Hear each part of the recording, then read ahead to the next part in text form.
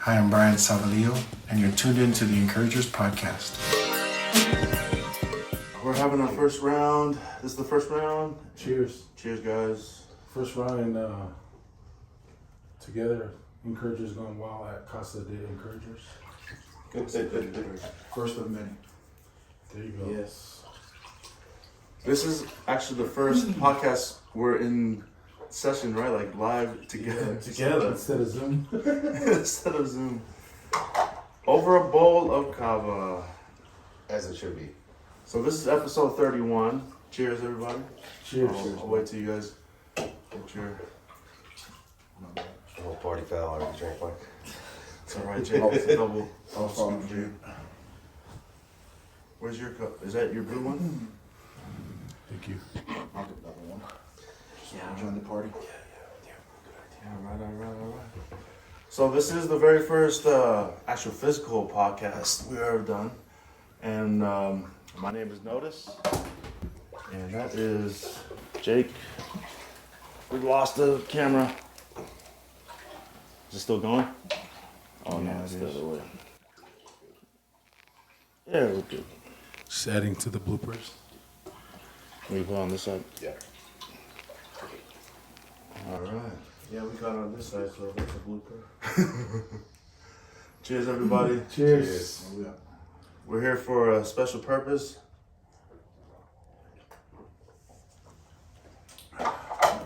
Domo over here just had his what was it, grand opening for your card shop, Yes, sir. and it was last week, It was. and now we're here celebrating it this week with you. Thank you guys for coming. Oh yeah, thanks for having us, man. We're in beautiful Arlington, Texas, Lone Star State, and I've noticed again. I'll just let everyone go around and introduce themselves. Jake.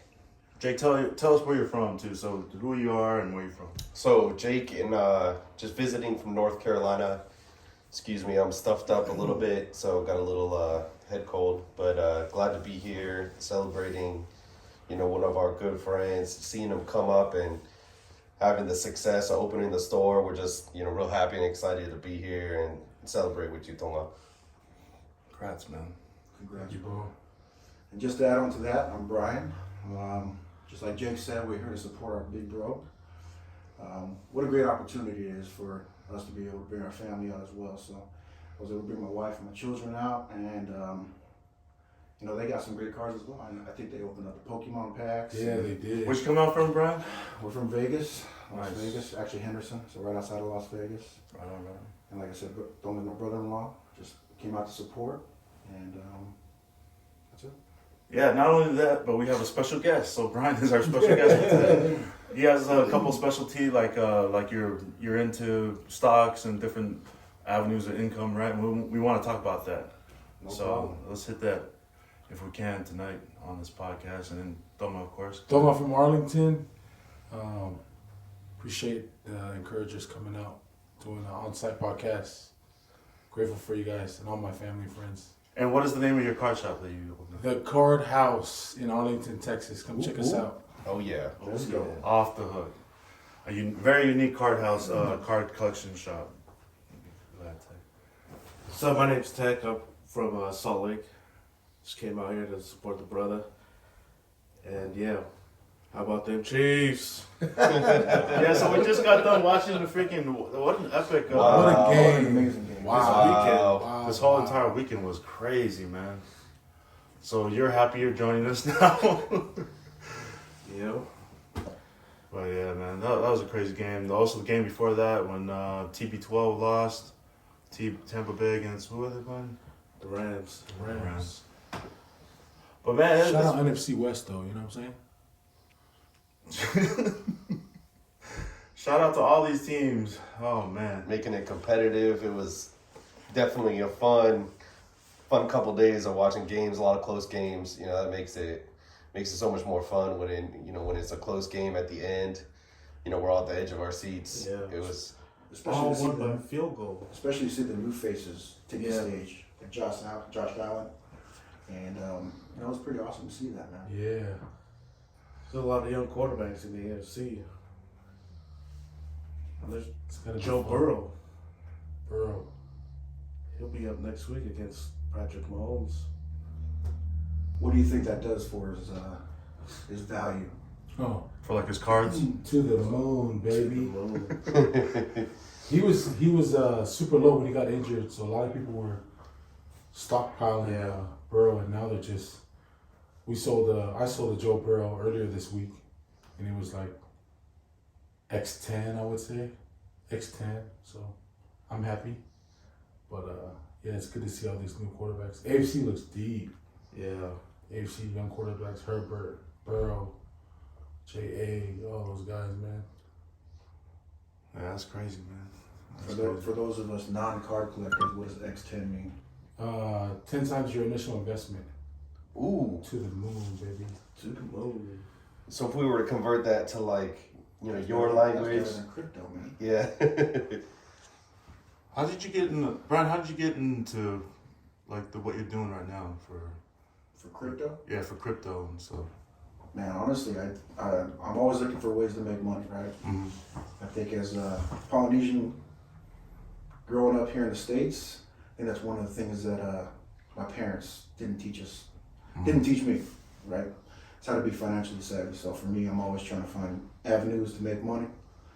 I'm a big stock guy, got into options, and then kind of the segue into crypto, right? So with crypto, it's just another way to make money. I started off buying, like everybody else, I started buying Bitcoin. But then I realized I don't have enough money to buy Bitcoin because I'm buying like a very small fraction, like 100, 200 bucks. At a time. It really makes no dent. And so I started buying Ethereum, but then it kind of led into other crypto. I started buying some smaller coins. They call it crap coins, but I got into one, it's called Safe Moon. That one 100x'd me, and that's like the only one. Wow. 100x to the moon. Yeah, so 100x'd me, but that's like the only one that I've ever hit. So after I hit that one, I'm constantly chasing now. So Yeah. it feels like I need to get into something else. And cards might be the next big thing for me. I know you had a huge pull this over the weekend. Yeah, huge. And we posted it up on our Instagram story, your pool that you had. But man, geez, so you guys just came out to support too? Just came out to support the big bro. Like I said, what an amazing opportunity, man. It was great, especially to see, I mean, not only my brother-in-law do so well, but to see Polynesians, coming up. Yeah. I love that, man. Yeah. Same, man. What was it like opening up your very first own card shop though? Let's talk about that. Man, we ran into so many, like, when I say we, it was me and a business partner. But I'm grateful for my business partner because he allows me to do anything and everything. So, but we ran into a lot of speed bumps along the way, and it felt like it was never gonna happen. But now that it's happened, 10 months later, well, 9 months later, man, it's exciting. Like, I used to say, I love going to work because I used to work sales. I love doing, but man, I honestly love what I do. Like, I can go, I get up with no issues, like, just to play with cards, like cardboard with pictures of athletes on it. It just blows my mind every day. Tonga, we had a conversation in the car going over your spot just a few minutes ago. Yeah. How important it is, because I think for a lot of us, we're trying to figure it out, but how important it is to have a mentor that really cares about you and will invest in you and then wants you to win like they won themselves, right? Mm-hmm. So can you talk a little bit about that and how how that's happening to you? Yeah. It took a while for me to find out my worth. You know what I mean? Mm-hmm. Like, some people, they just don't think they're good at anything. Or I was like 35. I even texted Brian. Like, me and Brian are really close. I texted him. I was like, dude, I'm almost 40. I don't have a house. Like, where do I measure? What's success to me? Success to me before this opportunity was having a house. That doesn't say a lot, you know what I mean? Like, but that's what I always held so high. Like, I don't even have a house. I've been married for X amount of years or whatever. But success to me is like a lot different. Like, I rather have fun, like having fun and being able to take care of your family and just having a roof over the head. That's success to me. So I guess everybody's definition of success is different, but know your worth. That's very important. Because I used to be like, I'm lucky to have a business partner. I'm lucky to have a business partner. I'm lucky to have a business partner. But like my brother-in-law, my wife, they've always like grounded me, saying, you know, he sees the value in you. You know what I mean? Mm-hmm. You just don't see the value. You guys are helping each other. He's always treating me like an equal, and I always include him in everything because we just do everything together. It's wild, but know your worth. You know, whether it takes you a couple years to find it, but you have worth to you. No matter what you do, just know your worth and don't measure your success to anyone else's success. I think that was my biggest issue too. So find your success, embrace it, and just like, you're valuable in your own way. You know what I mean? Whatever you bring to the table, just know that's very valuable, for sure. So that's good question, Jake. I had to, it took me a while to realize that, but I realize that now, like my worth. You know what I mean? Heck yeah, you bring a lot of value to the game, especially to your business partner you went in with. You know. Yeah. I think what's impressive too is, right, you found yourself a niche. Like for me, honestly, when you told me you're doing cards, bro, and I'm like, all right, that's cool, you know. But what do you do as your real job? Yeah, exactly. Yeah. And you know, when we came down there to Texas to see you guys and just to see how, I guess, all in you were, man, I was like, dude, that's awesome, man. Good for you. You go. You keep doing what you're doing, because we saw in that little small room what you're able to accomplish, bro. That's pretty tight, bro. But I think at the same time, knowing that you, like you said, knowing your worth, knowing that you can do it, and then having somebody else there to back you up, bro, that's pretty neat. And speaking to the value that, you know, now you're thinking ahead with multiple moves. And, you know, what's the next business I can do? What's the next side hustle? What's the next thing? So, you know, for the people out there that might be thinking kind of the same way, where you're like, well, it's, you know, it's just cards. It's not just cards. You know, this is a big booming industry. You look at like Gary Vee, you guys probably know more about him, but that's how he got his in, right? You know, or one of his ins and one of his side hustles. Yeah. I get it a lot. Like, and I don't expect people to be like, oh, cool, you know, they tell me, you know, am I able to take care of my family? Man, I would never put my family in that position. Like, if it didn't make sense, you know what I'm saying? Like, but I get it. It's, you just don't know any better. It's fear of the unknown or whatever. Mm-hmm. But if, you know, like my brother-in-law said, it's a niche. Everybody had, you know, once you find that niche, it doesn't matter what anybody says. Like, you know, I wasn't gonna let it affect me, because I was gonna do it. You know what I mean? And the shop was just like progression. Like, I was doing breaking. eBay's like my bread and butter, but it was breaking, and then it was just like, this can't be it. Like, I gotta progress. You know? And card shops are like a thing in the past, bro. You know what I mean? Like, back in the day, they were a dime a dozen, but now it's like few and far between, you know? So we wanted to hopefully like bring it back, which was cool. It's back and it's big now too. Yeah, it's fun. It was fun. It was fun to see. Like, I had a bunch of family members in town. Fun to see them like at my craft. You know what I mean? Mm-hmm.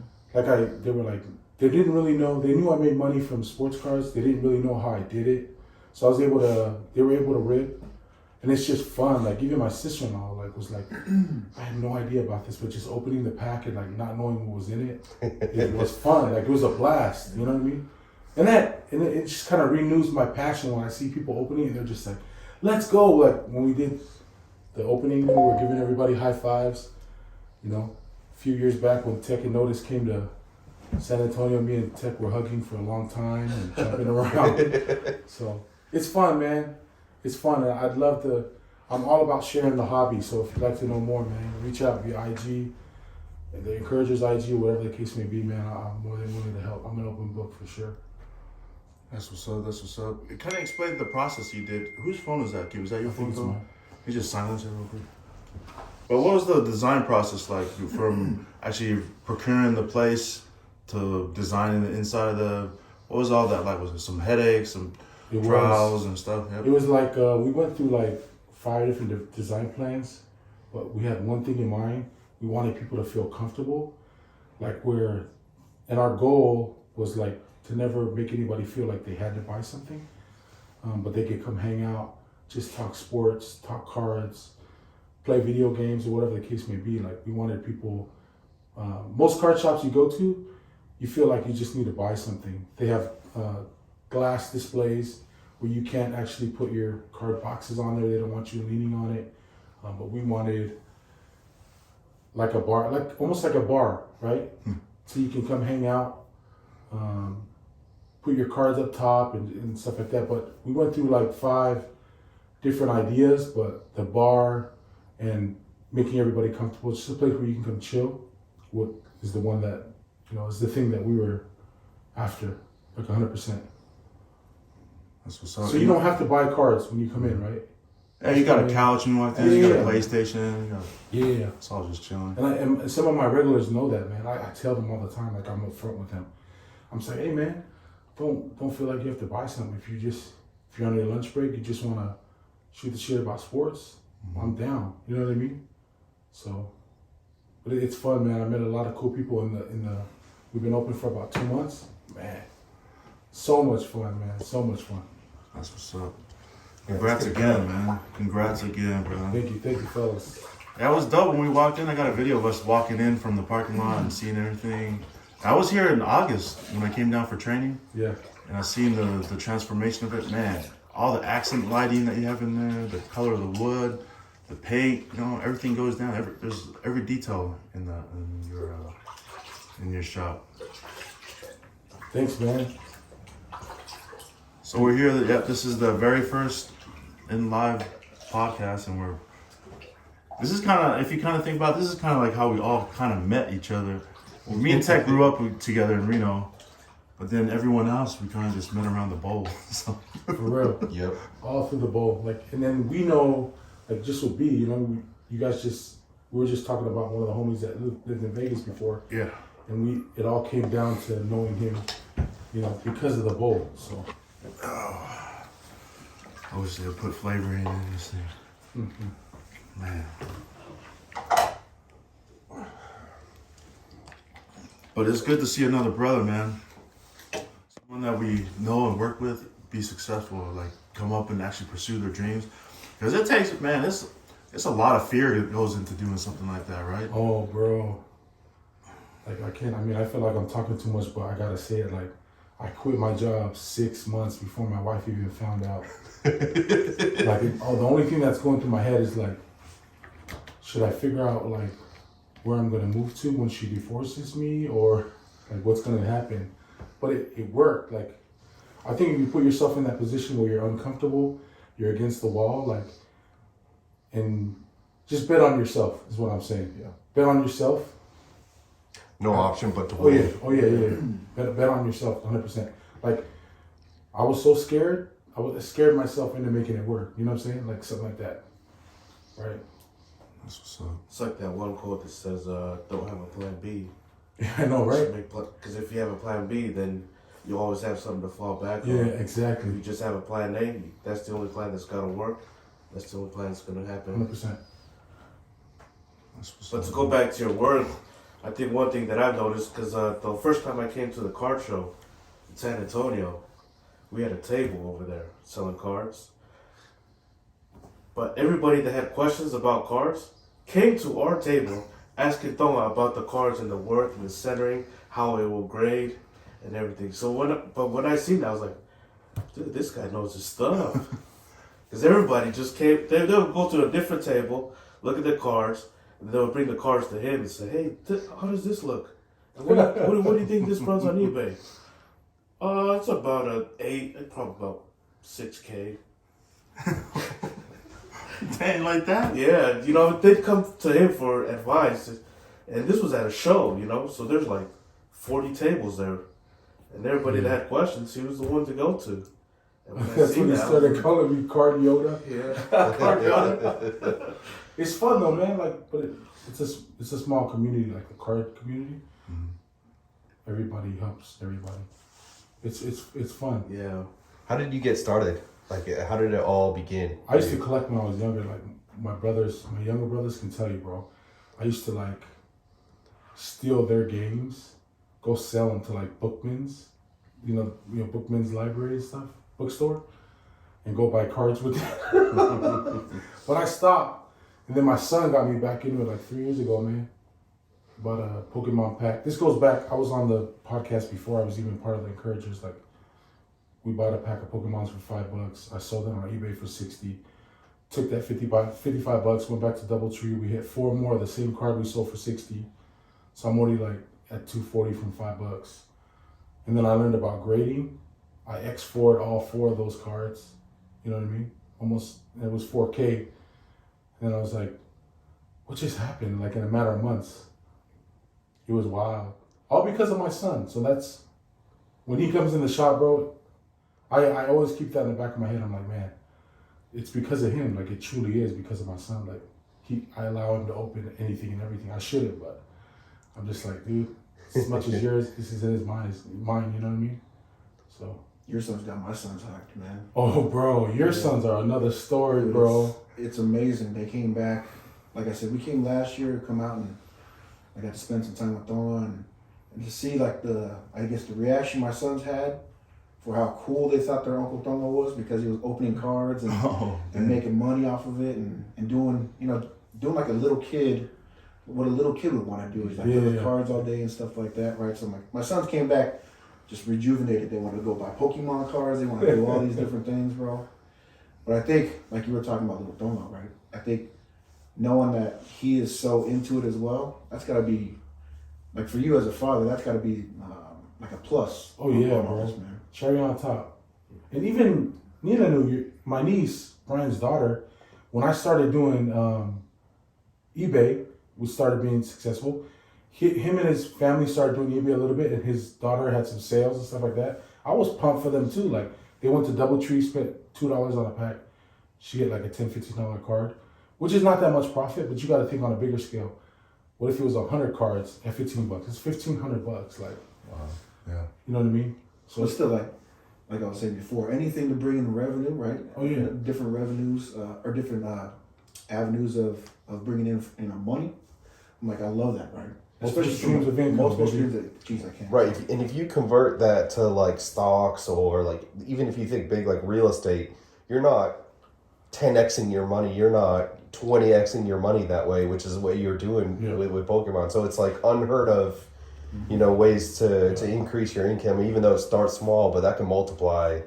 That's the way I always thought about it. Like I was like, because on my eBay, like the boy, everybody knows that's in our group chat. Like, I try to hit, there's like different thresholds I try to hit, and I celebrate my wins, like 50K, 90-day total, like I get hyped.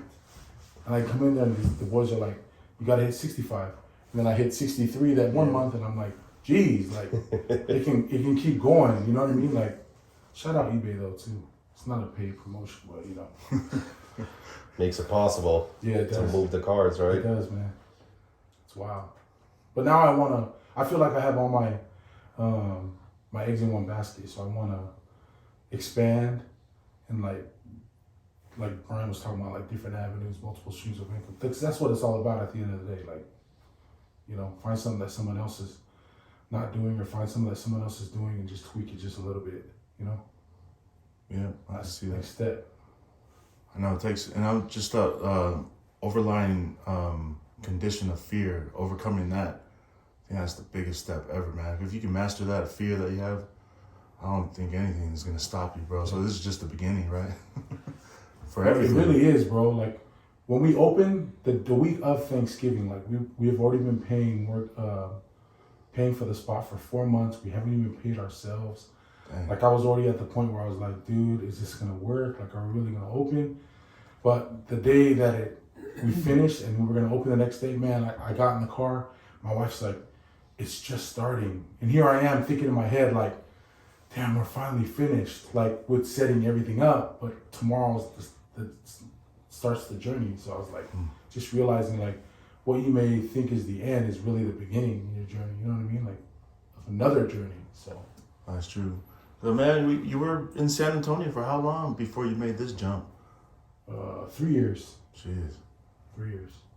So out of a mobile home, man, just breaking car. Like, if my neighbors would have known how much inventory I had in the house, in the mobile home, bro, it's just ridiculous, man. But it's fine. I wouldn't trade it for the world.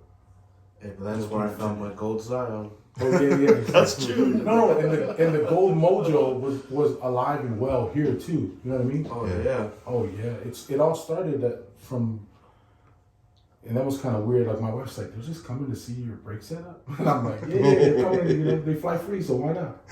So we made a weekend out of it. It was just like this, man. You know what I mean? We made a weekend out of it. What a great support it was, though, to see everybody. Oh yeah, man! Shout out everybody that came. A lot of family left, but I got text messages saying, "Man, I'm super hyped for you. I can't wait to go look for cards." For real, especially all the cars that Jake brought from North Carolina. All Dude, from man. retail. What the Alright. heck, dude? And what about that Joe Montana auto?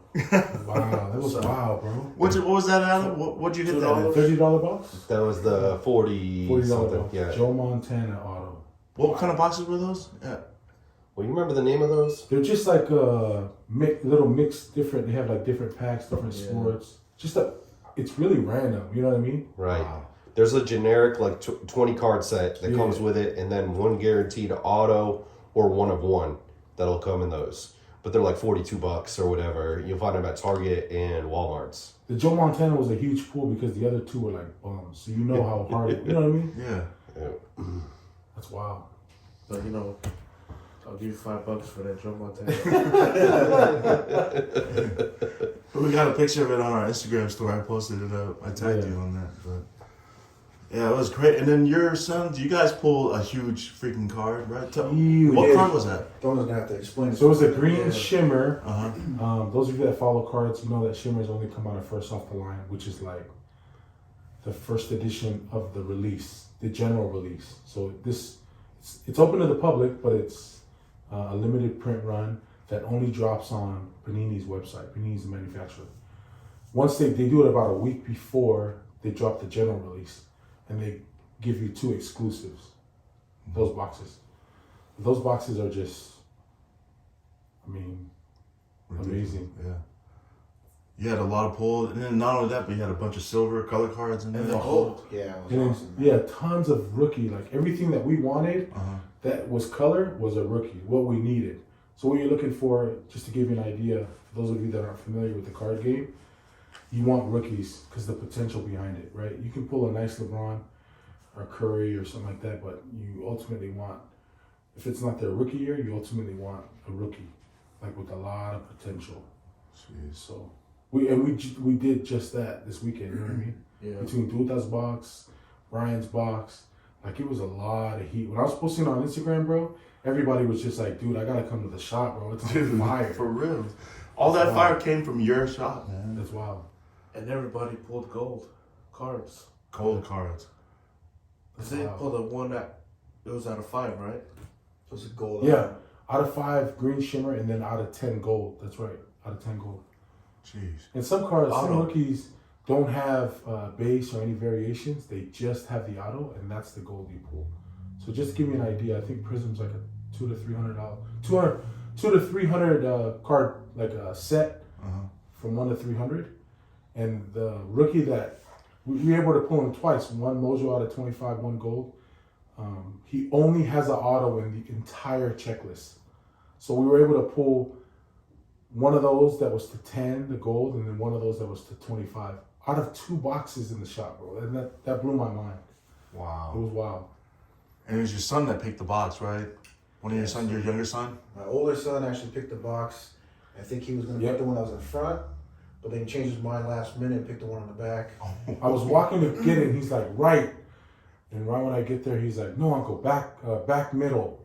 And sure enough, it was wild. Was that your first time ever breaking or like Yeah, pulling? bro. I mean, Are you serious? yeah, bro. That was the first Box Mojo? Yeah, That's bro. amazing, man. What the heck? That's your Box first time? Mojo, And bro. honestly, I don't know if you guys saw me. I was off to the side. Yeah. I was Yeah, so yeah. nervous. I was like 3K on a box, who wouldn't? Yeah, You know that's what a I mean? $3,000 I box. was sitting Yeah. over there and just. Not everybody starts with that kind of. No. Yeah, yeah. That's what I'm saying. I That's was like hoping first I made my box. money back. That's all I wanted. So. Gosh. And if you guys, my emotions were super high, especially with my cousin the night before, because he was just like, let's do it. And I'm thinking to myself, I'm like, one of 2 things is gonna happen.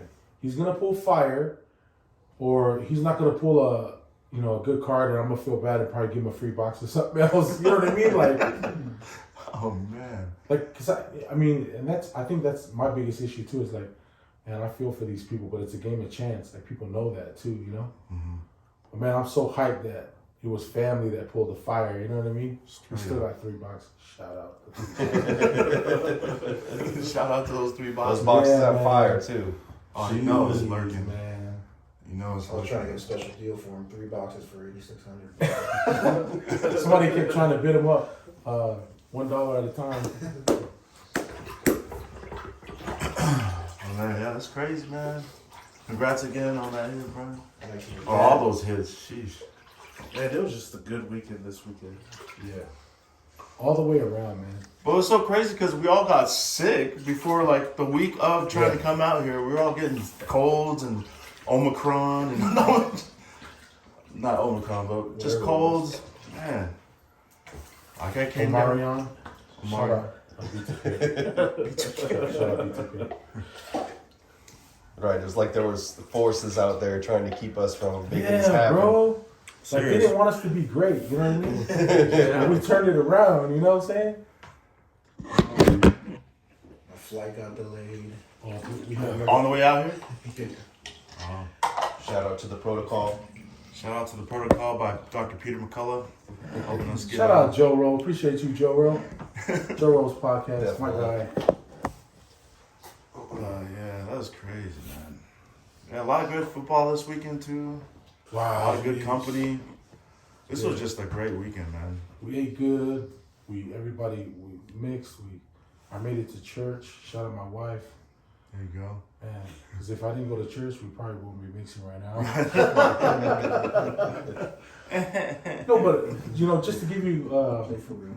to play on that, like Yeah. the wives had a good time too. You know what I mean? Yeah. They had their own little clique. To give you some background, it was gonna be a boys' weekend. We got an Airbnb, but then everybody was like, wives, and my wife was here, of course. She would have been bored, so it worked out. My brothers brought their wives. Moa brought your wife. Mm-hmm.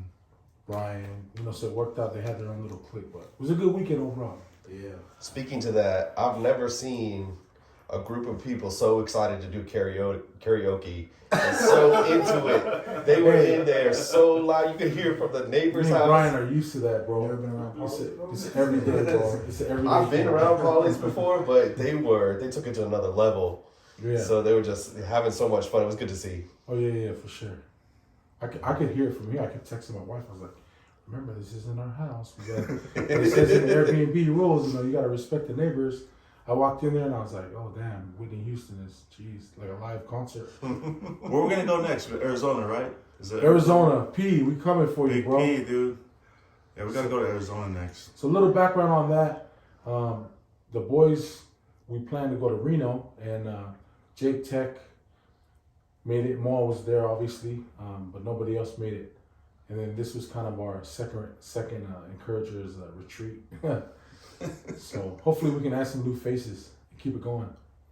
Coach, Joe, P, Yeah, that'd be nice. Definitely. Brian now. See? Yeah. Oh yeah. Yeah, man. We need to do that as like a yearly thing or something. Yeah. Yearly or whenever we can fit it in, I'm down. Hey, not every other month. Or even coming out here and rip more cars. All right, we just thought about this show. Man, it was wild, man. My heart is full for sure. I was crying like a baby. But I was like, "Are you crying?" I was like, "Chill out, I'm not crying. I'm crying." Yeah, but man, let's get into more like let's have more people come on and talk to us about like starting their businesses like other Polynesians. And we got Brian, our special guest tonight. We'd love to pick your your brains in the stock market and everything, like kind of because I'm that's something I'm totally unfamiliar with, and we're big, like our whole group, our whole 7 of us, we're big on information, like having access to information. Drop the quote, bro. The information's the new what is it? The new currency. That's what we believe. Yeah. Information is the new currency, especially if you apply that information. Like Tonga, for example, his card shop. So I mean, if we can, we'd love to just. Especially the first steps, like, because again, we talked about that earlier, where it's like the fear of the unknown, right? You don't know what to do. So walk us through, like, so you're having success, in the stocks world. How did you get started there? like honestly, like I was saying before, I just needed different ways to make money, right? And I had a good friend at work. He actually used to be a stockbroker before he became our branch manager for a mortgage company. So I used to constantly pick his brain. So I'd see him driving like these beautiful cars, right? Like, how are you driving this stuff? You're just a mortgage broker. It's like, oh well, in my previous life I used to do this, and so right, so I just started picking his brain, and he's a big options guy. So if you guys don't know what options are, it's like it's kind of scary to get into at first, but at the same time, it's very profitable if you can do the right strategies. We just learned a new strategy probably about 3 months ago. It's been great, but at the same time, it's a little scary because with the market being so volatile, you can take some big hits, right? So, but I think initially when you start, kind of like what you're doing, you just go long on stocks, which basically means you just buy a stock you think is going to go up, like an Apple. You can't go wrong with Apple, or like an Amazon or something like that. You just hold on to it. But once you start getting into like understanding more about stocks, you realize there's other ways to make money off of stocks. You can short stocks. You think it's going to go down, which kind of like what's happened lately with the market. So the market just took a dump, like it's down like, I don't know how much it's down right now, but it's really red, right? Yeah. So if you were smart enough to catch that before it started dumping, you could have made a lot of money off of this, right? So I think knowing that you can make money both ways with the swinging up and down, especially for our Polynesian people, that's what I'm always like looking for, is like to share this knowledge with Polynesians, right? Yeah. Because I think as a first generation Polynesian here in the United States, and I'll tell you this, I work for a company called D.O. Horton.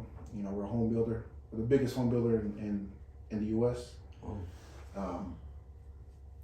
One thing that I tell my wife all the time, in the 15 years I've been doing this job, I can count on one hand how many Polynesians bought houses. Right? So for me, during that 15 years. During that 15 years. Wow. Right? So it's kind of eye-opening, right? What does that tell you? That tells you that our people are just not financially savvy, right? They're not financially savvy enough to understand to build your credit, or to, I guess, have different revenues of making money, right? Or different avenues of making money. They're kind of just they're stuck in the old island mentality where it's like they just live day to day as opposed to thinking about the future, right? So I think for me, I've always been one to try to teach my kids to be financially savvy, to know about credit. Because they tell you that credit's a bad thing. No, it's not a bad thing, man. You gotta know how to use it to your advantage, right? Amen. Come on. Right. So I think understanding all that, it just helps, especially with our Polynesian people. It just helps the next generation push our culture forward, right? Oh yeah. Let's all come up together. Let's all come up together, right? That's the thing. And so I think with stocks, for me, it was kind of like the beginning of everything, because I kind of just saw my world open up. Because after I got into stocks, I bought my first house, and then I bought my second house. It's kind of like it's kind of like you just it's a natural progression. Pretty much to level up right there, right? Sheesh. And I think understanding that, and I don't want to say they, because that's such a bad connotation, right? Like, if other people can do it, our people can do it as well, right? Oh, yeah. I feel like 100%. Exactly. I feel like there's a lot of things that we can do as Polynesians to hit the next level, and stocks is one of them, man. Can't be scared. You got to jump in, get your feet wet. But even if you just start off small, get on these stocks long, and just pick one that you like, and then just start understanding that you can make money also by shorting stocks. You can do options. You can do all these different things with stocks to make money. And then, from that, it just kind of, like I said, I just went to crypto. That's kind of like the next progression. And I hit one good one, but after that, it's kind of like it just went right. So I'm like, right now, the crypto market's it's just like the stock market's down. So I'm trying to find another way to make money. And just knowing that, you can do it with cards, I'm like, man, it's like my eyes are open now. And you're a sports fan, like. And I'm a sports fan. You know what I'm saying? Like, what's your team? Give us a little bit about your sports background, if you don't mind. Well, I'm a big football guy. Yeah. So, I played, first of all, that's where I met my wife. I played at a junior college in Arizona. And I got I transferred over to Florida, University of Florida, played there for a few years. And then after that, The Gators? the Gators. Ooh. Yeah. So we was there for a little bit. My oldest daughter was born on campus. Mm-hmm. And then we kind of got smacked in the face with, just not being drafted and just kind of, going through that route and moved back home, stayed with my mom for, a couple months. And my wife went to spend some time with her family in Hawaii. But then my mom was like, dude, you gotta get back on your feet, do something. Yeah. And so this is actually the first job that I got out of college, was to work for this company. Just kind of built my way up, and now I'm the closing manager. I run Nevada, so from Reno down to Laughlin. I'm basically the escrow manager, but so from the time a house sells to the time it closes, that's all my responsibility. So me and my team, we just make sure that we get all of our closings in, project our numbers. But as far as sports, like I said, I don't really have too much of a sports background after football ended. Mm-hmm. Prior to that, I started playing football in high school. And then after that, I played college for 4 or 5 years. And then I entered the professional market, man. Started working. I had to start working for my family, my wife, and my children. Right on. But that's kind of where I am, man. Walk us through like some of the terms that you use, like with options and stuff. Walk us through exactly what that entails. Yeah, so options are you don't own the stock, right? You're just buying the option to either call or put. And what that means is a call, let's say like you want to buy Apple stock, but you don't want to have the risk of buying Apple stock because you might, it might plummet or it might skyrocket or whatever. So you want to buy a call. So you can buy one option contract, which is 100 shares of Apple. So let's say it's trading at $100, right? You buy a call for $110 because you think it's going to go up, right? So let's say it does go up. It goes up to $120. So now you have the option to exercise your call at 110 because it's selling at 120. So you exercise your option for me. You call it for me at 110. So I got to basically go out there and buy it for 120, give it back to you for 110, Mm-hmm. right? But let's say the Apple stock doesn't go to 110, it goes back down to like 90. So you just wasted that premium that you paid me to buy that option contract, the call, and I just pocketed it. So options are you don't own the actual stock, you're buying the right to either call it from somebody or put it to somebody. So if you hear calls and puts, calls you think it's gonna go up, puts gonna go down. Okay. But yeah, so options trading, we don't actually buy options. So I'm a part of this group. What we do is we sell options, right? So we sell, like you, if you wanted to make money off of Apple, we're selling calls at like 120, right? In that same scenario, because we know it's going to do this. It's going to go like 110, 115, it's going to drop back down. So we're selling calls and we're actually selling spreads. It's a little bit more technical, but we're selling spreads, option call spreads, and pocketing that premium right now we're doing every 3 days because we're not doing Apple stock, we're actually doing it off of indexes. Right, so the index that we use is called the RUT, so it's the Russell 2000. Which will be a group of different companies, It's an right? index, right? So it's exposed to a bunch of 2,000 of the best companies. So you think about like if, for instance, if Apple, they come out with a defective chip, their stock's going to plummet. Right. As opposed to an index, since it's a part of an index, if Apple stock plummets in that index, it'll take it down a little bit, but it won't drop, it won't tank the stock, you know what I mean? Right, so we trade indexes because it'll progress, it either goes like this up or it either goes like this down. So it's progressively up or progressively down. Right. It's not going to just drop. But at the same time, it's not going to just shoot to the moon because you're trading 2,000 companies. Right. If you have a 401k, it might be kind of similar, right? Very similar. Because Yep. if your company matches your 401k, that stock is typically going to be grouped up of many different companies in a similar Correct. fashion, right? Correct. Yeah, so with options trading, we're actually option sellers, right? So we're selling somebody else the right to call or put a stock. But still at the same time, based off of the data that you see, you know that the stock's going to do this as opposed to do this or doing this. And so right now with the stock market tanking, our group is selling calls. which is good for us because we know that's going down. So we're selling calls, knowing that it's not going to shoot up through our call. So every 2 or 3 days, so with RUT, the good thing about RUT, it expires 3 times a week. So Monday, Wednesday, and Friday. So 3 times a week, you're making money. So on Monday, we sell calls for Wednesday. On Wednesday, we sell calls for Friday. On Friday, we sell calls for Monday. And every week, you're profiting 3 times a week. And you're profiting basically however much somebody else is willing to pay for that call. Right. So can you do this in like $100 value, like 200, 300, or is this something you can't do it for like $20, right? No, you need to put a little bit of money in it in order to make some money. Mm-hmm. Right? It takes money to make money always. Exactly. It's principle. Right. It's a risk, because nobody has a crystal ball. So if they tell you they know where the stock's going, they don't. Right. So we're just playing the averages, just based off the data. We know that it's not going to shoot through the moon. We know it's not going to tank. You guys are the house essentially, though, Exactly. right? And the house wins 80-20 in that scenario in the Correct. options world, right? And so you just think yourself as a casino, right? Yeah. I'm from Vegas, right? So Vegas wasn't built on winners. And you think about it, Vegas in the casino, they win a little bit off of everybody. Yeah. And the one person hits the jackpot. Here's your $5,000, but I just made $20,000 For these in minutes. losers. Right? That's kind of what you're doing in the option game. You may lose 1 or 2, but overall, you're winning about 90% of the time. Averages, huh?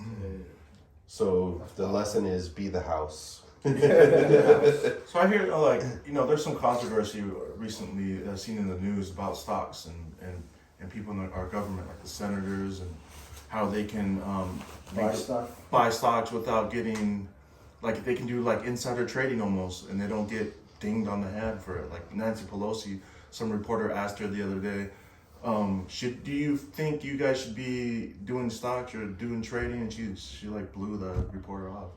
The thing with them, they are privy to all that information, right? They're privy to a lot of the insider information.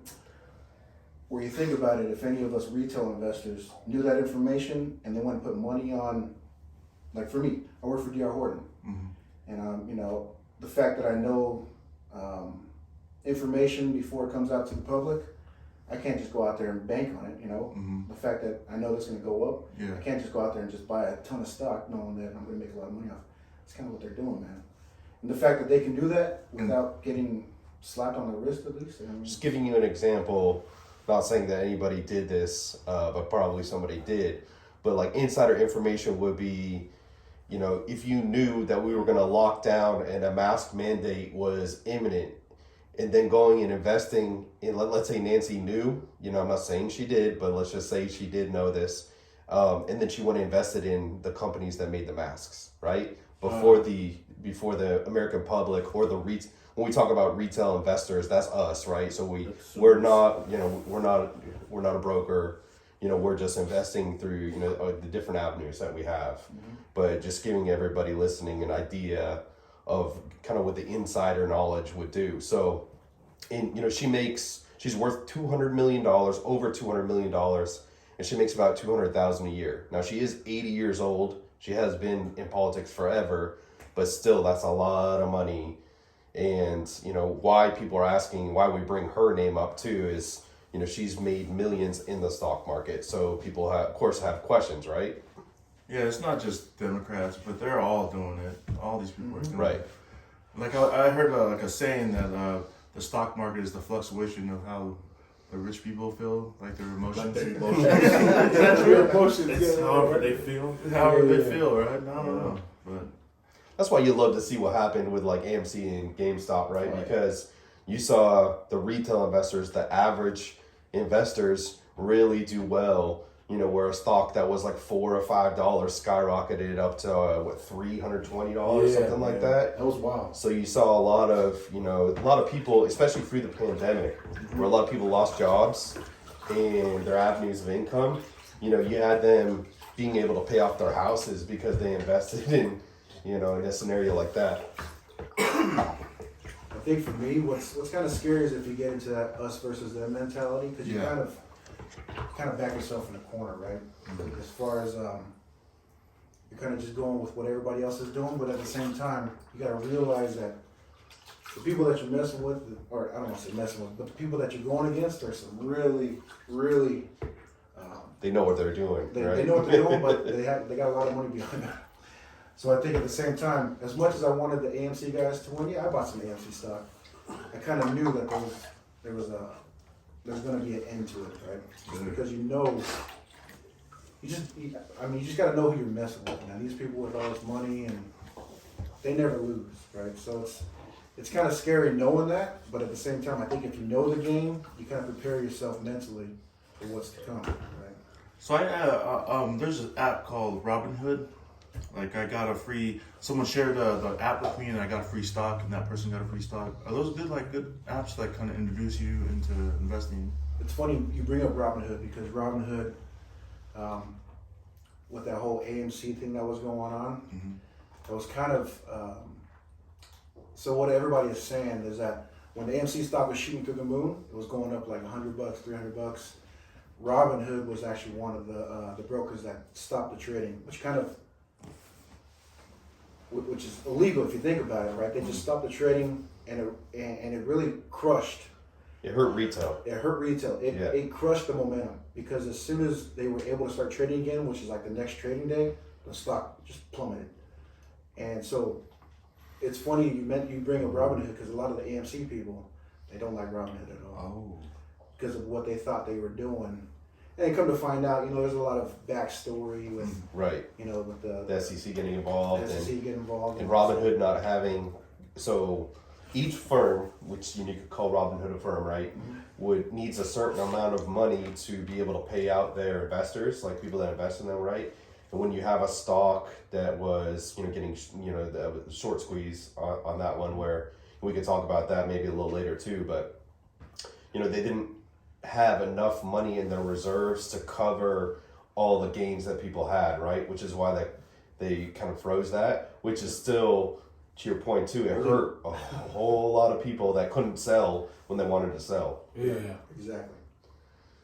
So, because they didn't expect that much money, but people were, you think about how many times up they were making their money, they never, it's very controversial still to, it hurts a lot of people because they probably missed out on quite a bit of money not being able to sell the day before, because of what, went up to, AMC went crazy, right? It was up to almost $1,000, I think. I'm not sure exactly what the numbers were, but Golly. it shot up really high. Whatever that It was number like is. it was like $3 or $4 when it started, somewhere around that real low, and it went up high. Same with GameStop. But a lot of the people are saying the fact that they shut it down the way they did, Right. like you weren't able. It was crazy because you weren't able to buy anymore. You were only able to sell, right? So Well, what happens when you sell? It drops the price. Drops the price, and they set a limit on what you could sell too, so you couldn't Right. even sell all your stock either, So it's right? like you couldn't buy anymore because everybody was wanting to buy it because the stock market or the price is going up. But they took away the buy button and they only had a sell button. So which is What? yeah, it's kind of That's wild. Yeah. So Robinhood is not a good company to go with. No, I'm just kidding. I don't want to say that. 'Cause, Not necessarily. I have a bunch of stock, like the free stocks I got. They got 10 or 12. planned poorly for this type of scenario. They should have thought through this scenario before, and it goes into like some of the, in my opinion, it's kind of corrupt how some of the hedge funds and companies work behind like how the short squeezes work, and what actually causes that to happen, and why the stock went up so much. But you had retail investors gather together and share information during early part of the pandemic, where they realized that GameStop, AMC, there was a couple others out there, were shorted. They were short, and what shorted means, and maybe you can kind of go into that a little bit too, but it kind of means like, so you had some of these hedge fund companies banking on that the price was going to go down, and they were borrowing shares that they don't own, which is this part of the shorted, how shorts work. They borrowed more than actual shares that were out there, right? yeah, so they borrowed more than the actual flow. Wow. Yeah. So 150%, I believe, on That's GameStop, crooked as hell. it's which crooked, is, right. What the hell? because I don't think you're supposed to be able to go over that, but that's where it's hard to, I guess, track how all that works. And that's where all of us retail investors, we expected like the SEC to jump in, or somebody that's supposed to be Regulated. watching and regulating, right? To protect our interests Protect instead of our just the hedge interests, fund exactly. companies, right? And that's kind of where we all lost the battle. So for me, mentally, I'm like, okay, so I know the game. Right, So now I know when to jump in and out because I know the SEC is not going to do their job. right, right. So you just gotta think ahead that So way. you got to think ahead that way, which is Right. kind of backwards, right? But at the same time, I think once you know the game, Know the rules. once you know the rules, or even once you know the song that's playing, I can dance any song. I just need to know what song's playing, right? Right. Oh, Let me dance. oh. Knowledge right there. I like that. So just a simple explainer to people that are just first time ever hearing about talk about stocks, which is most of our listeners. Shout out to our Australia listeners and those returning from Hey. Dubai. Did we get our care package? Oh, we'll talk about that a little later. So just base level entry, like the stocks are things that like a huge company owns that give to people to buy into their No, company. you're actually buying a piece of a company. Right. What? So it's actually Yeah, owning so, a company. Yeah, so they issue out stocks of their company. Essentially, that's what it is, right? So there's a certain amount of stocks that they issue out to be able to be purchased by retail investors. They do issue out stocks that are owned by Company, the company, their but employees. the employees and such. But the stock that you're buying on the stock market, that's stock that they've issued out for everybody to purchase. So you're buying a piece of a company, essentially, if you're buying a share. Which you can do through like Robinhood or Fidelity, or if you have a certain app through, Promotion. yeah, through your 401k, you might have an account with somebody. I don't. Who do you use? And now that I'm taking a Robinhood, I want to say something nice about them. So just in case they're watching, I don't want to get sued. But I think with Robinhood, what it's done is that it's brought more people into the fold. Oh, yeah. It's allowed the Easy small access. people, the small people, Mhm. essentially, right? Because growing up, like I always say, growing up Polynesian, you don't really know that side of you don't really know that world. Like for me, Hell no. like I didn't know anything about stocks or anything like that. But I think with Robinhood, what it does is it allows. It's on your phone, man. You can. Yeah. It allows like little people to be able to buy stocks without really knowing what they're doing. But They give you the free stocks to play with and try it out and all that stuff, right? Right. Yeah, you share with so many people and you get a free stock. Yeah. That's how I got mine. Yeah. But I think with Robinhood, for me, that's one of the best things that they've done is that they've opened it up to everybody, right? Mm. Agreed. Okay. Dang. All right. That's what's up. But to go big time, you got to go somewhere else. Probably. Is that right? Not necessarily. I mean, I've got 3 accounts. So I've got an E-Trade, and I've got a Schwab, and I've got a Tastyworks. So Tastyworks is kind of a new broker that I've been using. Mm-hmm. It was introduced to me by my brother-in-law, which was through this group. But it's I would say Tastyworks is probably rivals Robinhood in my opinion when you're doing options trading because it's so simple. Like it'll break down the trades for you. It'll tell you what your percentage of profitability is on options trades. Wow. Like it'll tell you have a 90% chance of winning. I'm like, if you tell me I have a 90% chance of All winning, in. anything, Absolutely, real. 100%. right? So I think with Tastyworks, they do a really good job of explaining the different trades, I guess, to the people that don't really know too much about trading. Right But on. so yeah, I use 3 different platforms right now. But I think my favorite one's probably Tastyworks, but I have the least amount of money in there. Oh, okay. That's the newest one. That's the You've been- newest one. Yeah. So if I wanted to get started today, how much money would I need? The least, Yeah. the minimum, Entry level entry investment. level.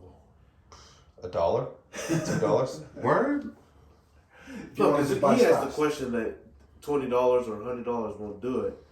So I just want to know, like, if I want to jump into like what's that trading? I'm sorry. So Options. Option trading. yeah, if you want to do options trading, Okay, that's different. it takes a little bit more money because you're like I said, you're risking a lot more to make a little, right? So for me, what we're doing is we're selling calls 3 times a week, and we're doing a 5-point spread, which basically means you're risking $500 to make whatever the premium is that somebody's willing to pay you for. So for us, we're doing, I think it's probably about 20%. So we can make $100 risking $500, right? So essentially, if we lose that trade, we lose $400. Does that make sense? You just up to 100, yes. Yeah, because we're still up to 100. So somebody pay us $100 up front, because we're selling them a call.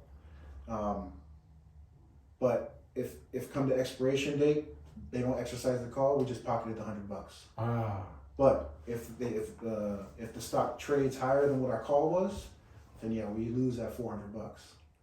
We lose 500, but we profited $100 at the beginning. So if we're translating that to like casino, because I think a lot of people understand that playing with the house money, right? Is there a certain percentage? So it's got to be higher than 80%. That's how you go in. When, you look at your odds, or do you guys, how do you look at that part of it? So I think really knowing which index you're using, like for us, we like using the Russell 2000 right now. We were on the SPX, which is tied to the S&P 500, which is going to be your 500 biggest companies, like the Apples and the Teslas and all those. For us, we found out with the Russell 2000, you're tied to. when you say that, that's just 2,000 companies? Yes, 2,000. So it's an index, right? And like I was explaining before, an index, you're not just trading one company, you're trading multiple companies. That's why you said you're going to feel that, because one company within that 2,000 isn't going to affect all It's the other 1,099. I mean, of course, what you're seeing now, all the companies aren't doing Yeah. well. So the Russell index is going down. But still, at the same time, if you know that, right, which is kind of what you can see with the different graphs that you're reading and the charts and stuff like that, you're just going to sell calls, right? Because we're selling calls right now as the market goes down. The market starts to trend up, we're going to sell puts. We're just selling opposite whatever the trend is. And I think just knowing that and knowing the fact that it's not going to, I guess, shoot up more than like 1% or 2% by the next expiration date. Low risk, right? It's, I don't want to say low risk because there's nothing low risk in the stock market, but Lower risk. Thank you. So it's a lower risk, and I think just knowing that before you get into it, just knowing that there is risk, it'll help you understand how to make money, right? Because there's always ways to make money.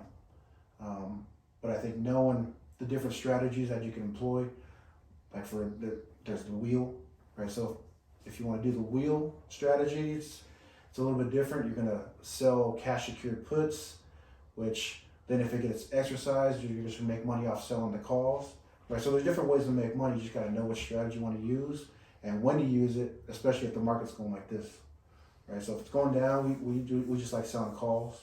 If it's going up, we like selling puts. So that's kind of the strategy you're doing right now. Interesting. There's all different kinds of ways to make money though, man. Yeah, there is. Like my next big thing is gonna be cards, I think. Yeah, and cards is similar to the stock market because you'll buy a box and you don't know what you're gonna get, but Yeah. And it's based on a player's performance. Right. Yeah. Like somebody breaks their legs out for the season, it's a hold. yeah, just like when Joe Burrow hurt himself. Yeah. When he got hurt, his card value dropped. Big time. Like But big what time. about now? But now that he's in the AFC playoffs, Didn't you ever Joe Burrow rookie card or something like that you sent in? Uh, Someone did. One of us had like a bunch of I Burrows. have a bunch of Burrows. It's this guy. So we gotta go rob you now. Man, that's wild. But Yeah. Tua cards are down then, right? Tua cards. Yeah, Tua's like underappreciated. Like before it came to the draft, it was everybody was chasing Tua and Burrow. Tua, Burrow. Nobody on Herbert. Obviously rookie season Herbert balled out, right? Had a few consecutive 300+ passing yard games, and his stuff immediately just jumped, and it was above Burrow and Tua. So Tua's a buy. Tua's a buy in my opinion because he's a quarterback. They got a new coach, and his cards are low. Like when I mean cards, like some of the iconic cards is gonna have like autographs and stuff like that, right? Did they hire a new coach yet for Miami? I don't think so, but they got it. So you hope you get someone offensive minded, right? Rather than Brian Flores, who was more defensive. And if they didn't like Tua over there, they probably would have got rid of him already. You know what I mean? He had a couple crappy games, but My accuracy, like you were saying earlier, is a big tell. I think if you're going to be good in the league or not, yeah, absolutely. Mm-hmm. from my non-expert opinion. you know who has that accuracy is Mac Jones. Mac who? Man. Hey, and just to put just to tell you guys, like Brian here, my brother-in-law, I used to pick his brain. I don't know why I just gave myself 2 scoops, but I used to pick his brain, like, because I know, like, football, for example, you invest in quarterbacks, right? The guys that are going to win the MVPs, that are going to get the MVPs of the Super Bowl and stuff like that, that are going to, throw 400-yard games. So I picked his brain about it, and he was just like, hands down, bro, mechanics-wise. And I put this in the chat after he told me, right? And it was when was it?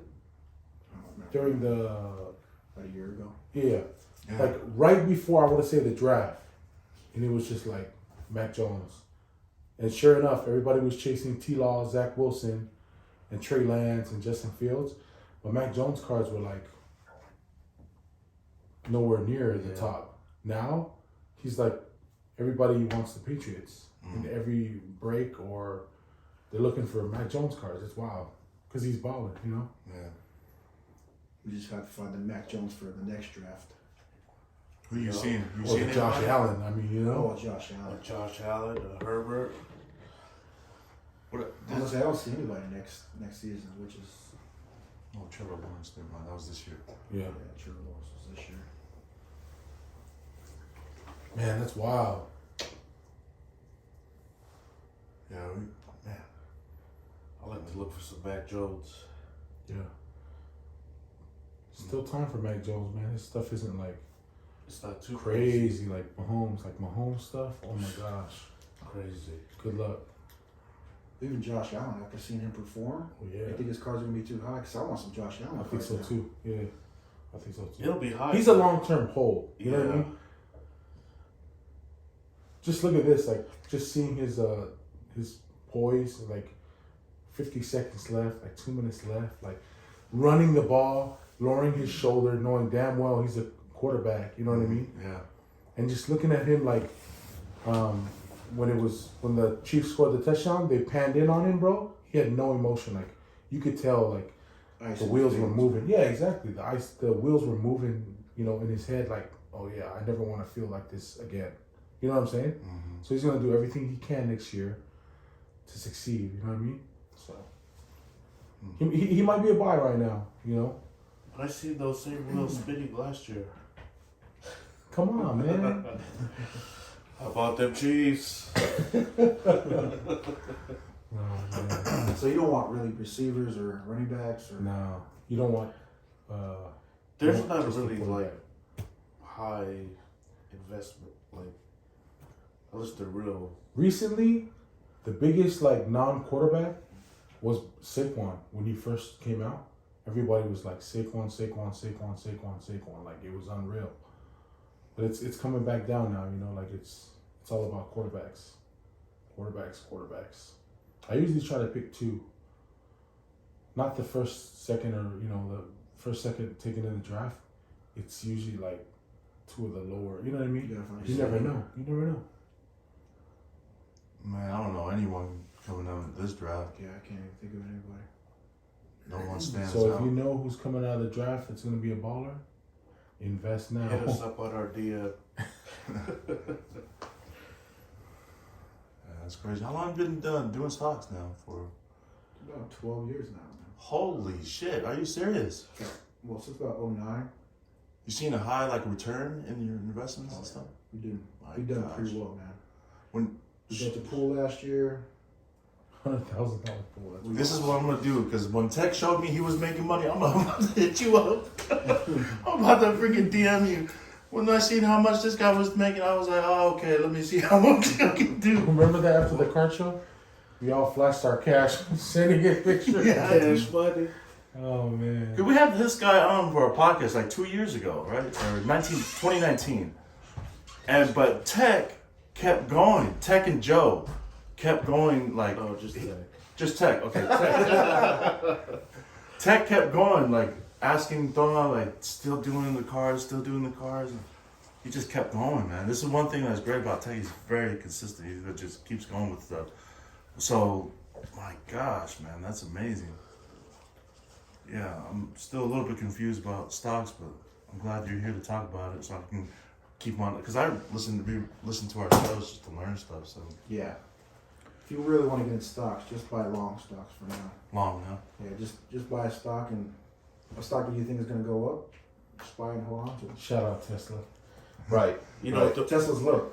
Oh, it is? Well, comparatively speaking, because it's like I said, It's under 1,000 right crashing. now. It's Yeah. under Tesla's $1,000. under $1,000. It's under, I want to say it's under 1,000. I don't know Yeah. exactly. And I'll give you an idea. It was at because they did a three-way split last year. Was it 1,700? I think was the value before it split. Went down to either It's like $500 somewhere around there. 300-400, it's 500 somewhere around there. So what that means is when we're talking about split, if you had one stock, it turned into three, right? So but the value went lower, so you still had the same amount of money in it, but then the stock went down. But the stock is back at 1,000 now, right? So if you had that one stock, that was down to that value, now has turned in your $1,700 turned into 3,000. So you're winning, right? You're up in that sense. So the way that I would look at it, just me from because I kind of taught, I don't know near as much as you do, but I think the way you'd want to get in, just looking from an amateur perspective, is you want to find companies that you believe in, that you think are good companies, right? And you may know, I'll give you an example. So I work in the cell phone industry, and there was a company that makes the little MiFis, the hotspots, and we were in February, and I knew 5G was coming out pretty soon, and there was a company called Inseego that makes them, right? So I was like, okay, that's something in my wheelhouse I know about.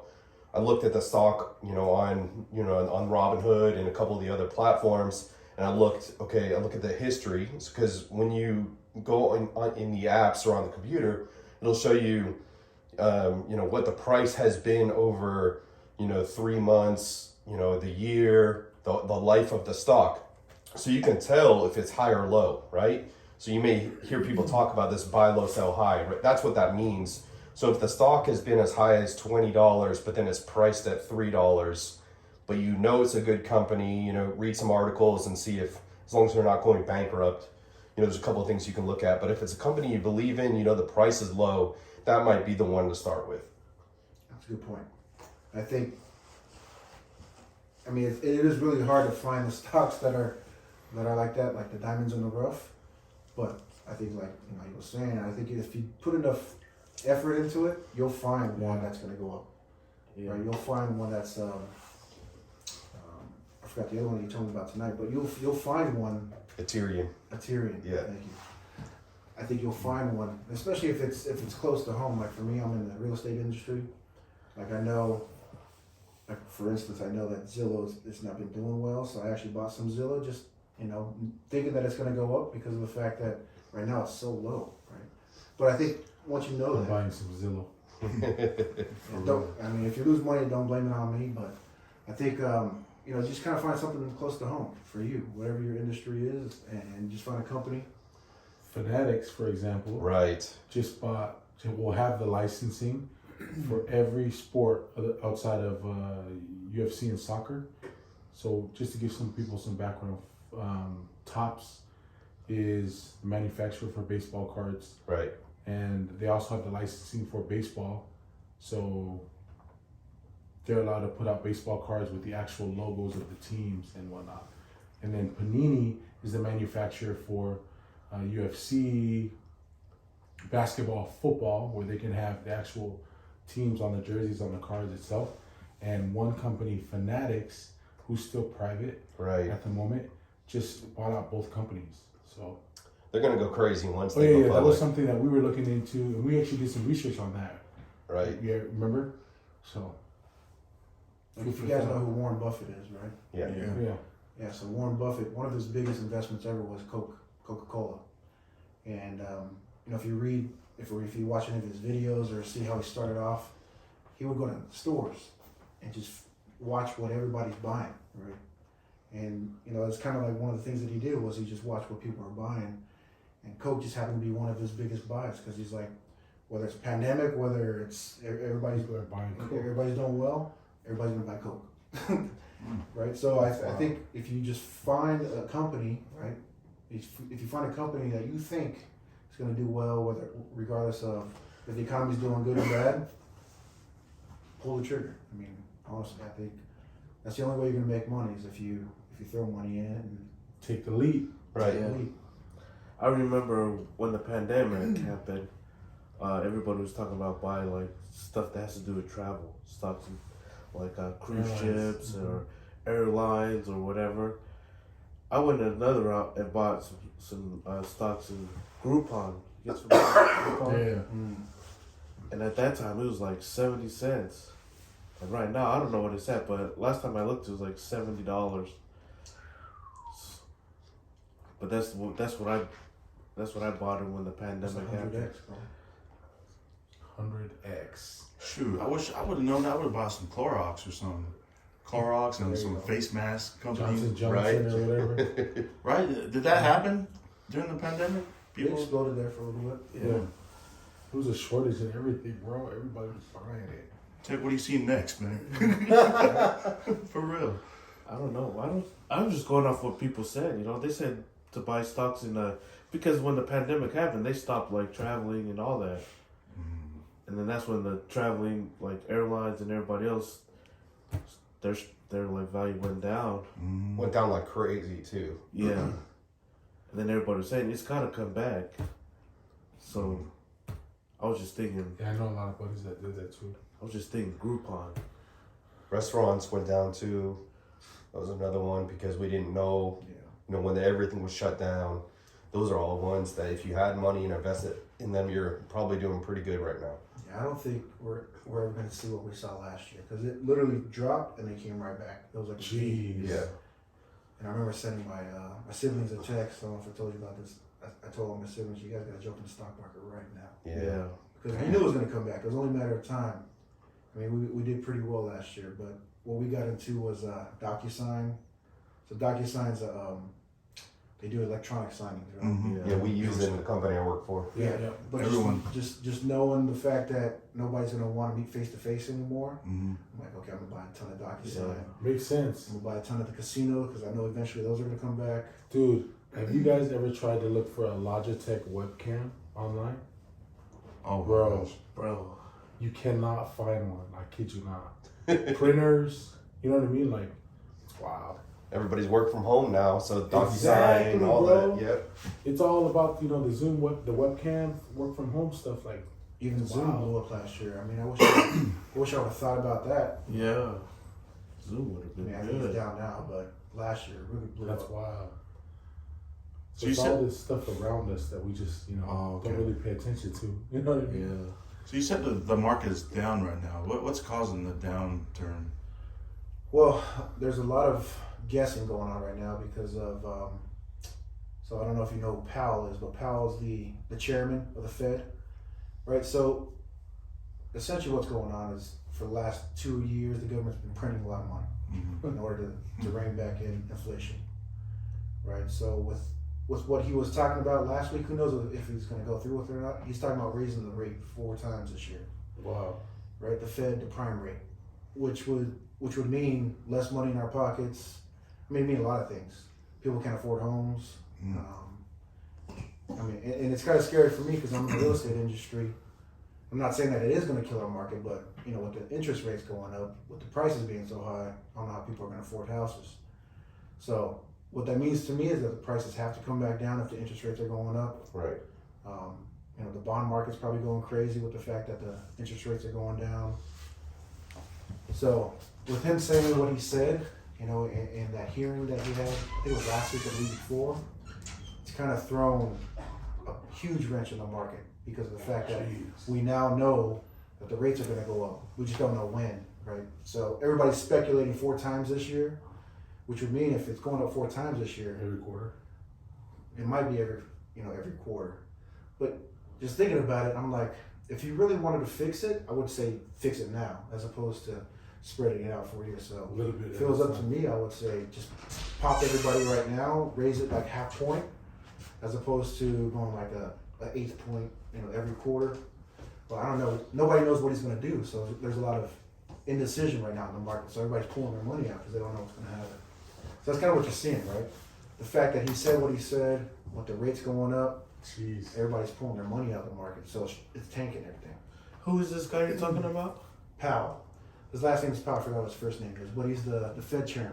Oh my gosh. The Fed chairman? The Federal Reserve Yeah, chairman? Federal Reserve. Oh. Don't let me talk about the Federal Reserve. I will Don't go go off. About the Federal Reserve. Back in the year 2001, I actually did a march, and then didn't you in like Wall Street? Didn't you go march? Yeah. Yeah, I know all the. First of all, for those of you who are listening that don't know already, the Federal Reserve is not a legal government agency. Nope. It's a private company. Go Google that. Spend a couple hours doing that, and you're welcome. Yeah, exactly. And get lost in the rabbit hole because Yeah. once you start watching those videos, And their interest is the value of the dollar, right? That's like their Exactly. biggest interest, right? So Dollar they want shit, bro. to keep the dollar. You're right, So right. inflation, if you guys follow, that it was up to the highest point it was in December in like 40 years, right? So how do you rein that back in? Right. You gotta raise interest rates. You got it. I mean, there's no other way. Let's give everybody an example. Like Bitcoin, why Bitcoin has value is there's only a certain amount of them, right? So, or even if we break it down to like the cards, a 1 of 1, right? Or a 1 of 10. Why it's so valuable is there's not very many of them.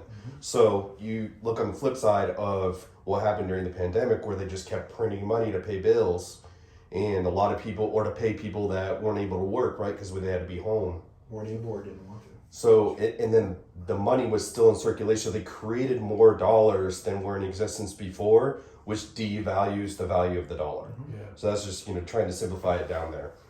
I heard they're trying to kill the dollar, the American dollar. I heard like so many conspiracy theories since back in the 2001. I heard it all, man. Damn. RFID chips, all that stuff. That people think you're crazy when you talk about it, but look at what the hell is going on. Well, I'm sure there's probably people out there, other countries that would see value in that happening. Oh, yeah. But and you think any true American that believes in our country would want the opposite. They would want us to, a strong dollar is good for the world. Yeah, for the whole world. Right. Yeah. Honestly, that's the reason why I got into crypto, was because of the fact that I thought crypto was going to be a store of value for people that are taking their money out of the market, right? Because essentially what they used to do, like the baby boomers, they would take their money out of the market. If the market's going down, they would buy gold and silver. I was thinking like the new generation, they're going to take the money out of the market and throw it into crypto. Right. It hasn't really been like that the past week, right? Because everything's down. The crypto Gold's market's going down. up, though. Gold's going up. Gold's But the going crypto up. market's going down, the stock market's going down, so it kind of looks like it's in lockstep, crypto and stocks and all that. I was hoping it would be different. I was hoping that they were taking money out of the stock market, throwing it crypto. Yeah. But I think it's because the same people that are in the stock market got interested in crypto for those reasons, and so you see the trends because they're treating it kind of similar. So you have these big investors, excuse me, these big investors, just kind of going business as usual. I don't know. I think these kids are getting into NFTs. Oh yeah. Oh yeah. NFTs are starting to be big. I wish I knew more about NFTs. We actually have a podcast about those. A couple His- of them. yeah, Tech's brother came I on. actually asked the dude from the Philippines that I pulled that logo, man. And he was like, I gotta think about it, man. Because I wanted to NFT that card that I pulled. So, wow. That'll be dope. That would be dope. Episode 33.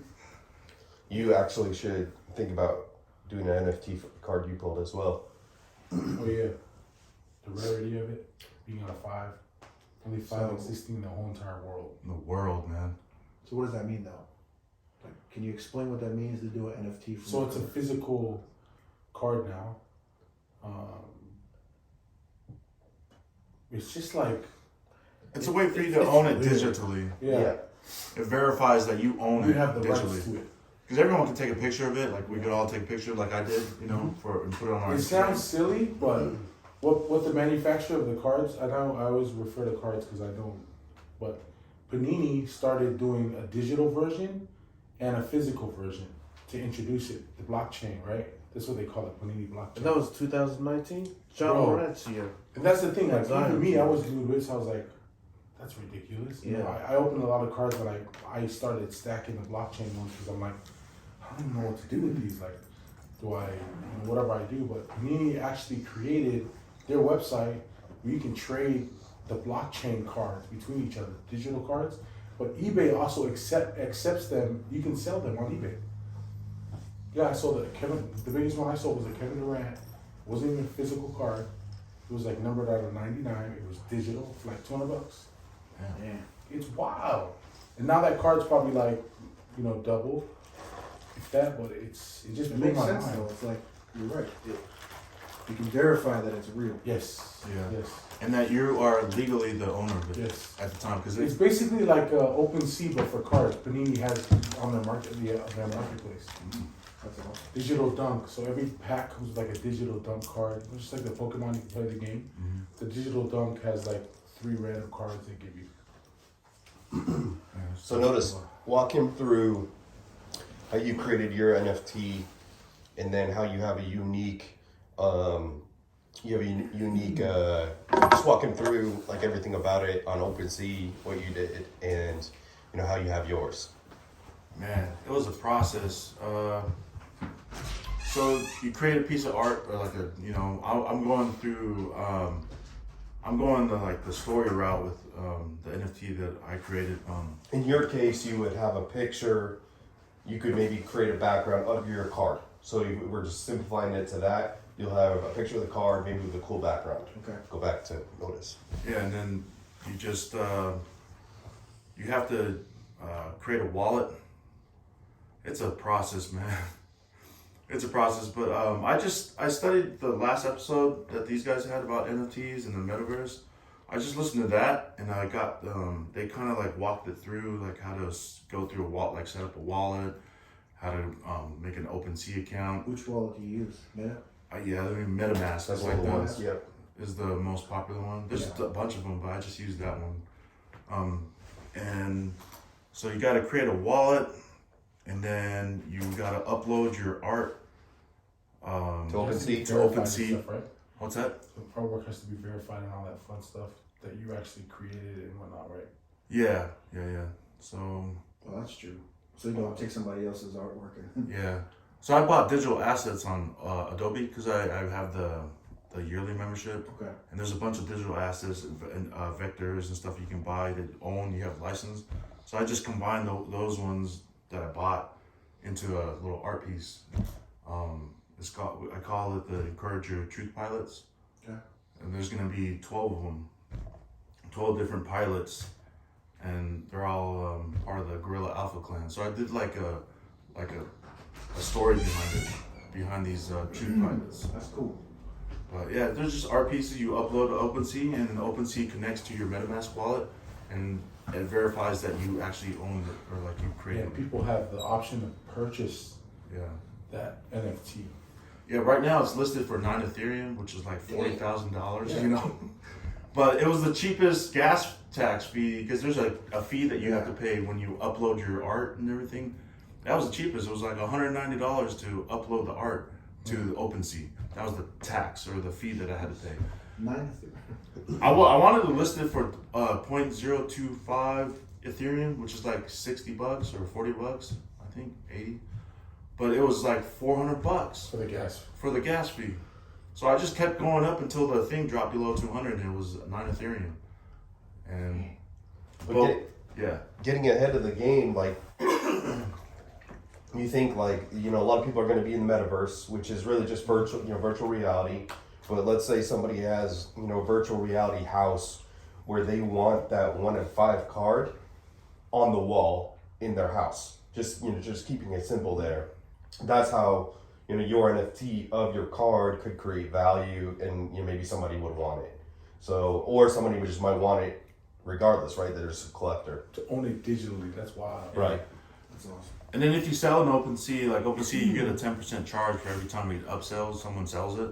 So you get a 10% So ultimately, like the royalties for it. Or Yeah, whatever, right? forever. Wow. You get royalties forever. It's 10% still, Only if you for 20. create something. Yeah, if you create it. yeah, I think it's 10%. I think there's a different options you can pick on there to how much you want to make.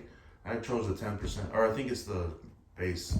But every time it sells, you're getting a 10% chunk. of the sale. Wow. Right. Yeah. So if your value So if I goes make up, something and I sell it to you, I make 100% because that's the first time I sell it, right? You make 100%. You make 100%. Yeah, I make 100% Correct. because it's the first time I When I sell sell it. it to him. So now he he sells owns 10%. it. And he sells it to him. So he makes 90, 90%? and I make 10. Right. Wow. And then if it's and it just keeps going. But so Right. if I resell it, he doesn't make any money. He does because he's the original owner. Yes. Correct. 10% of what you ever sold it for. Yeah.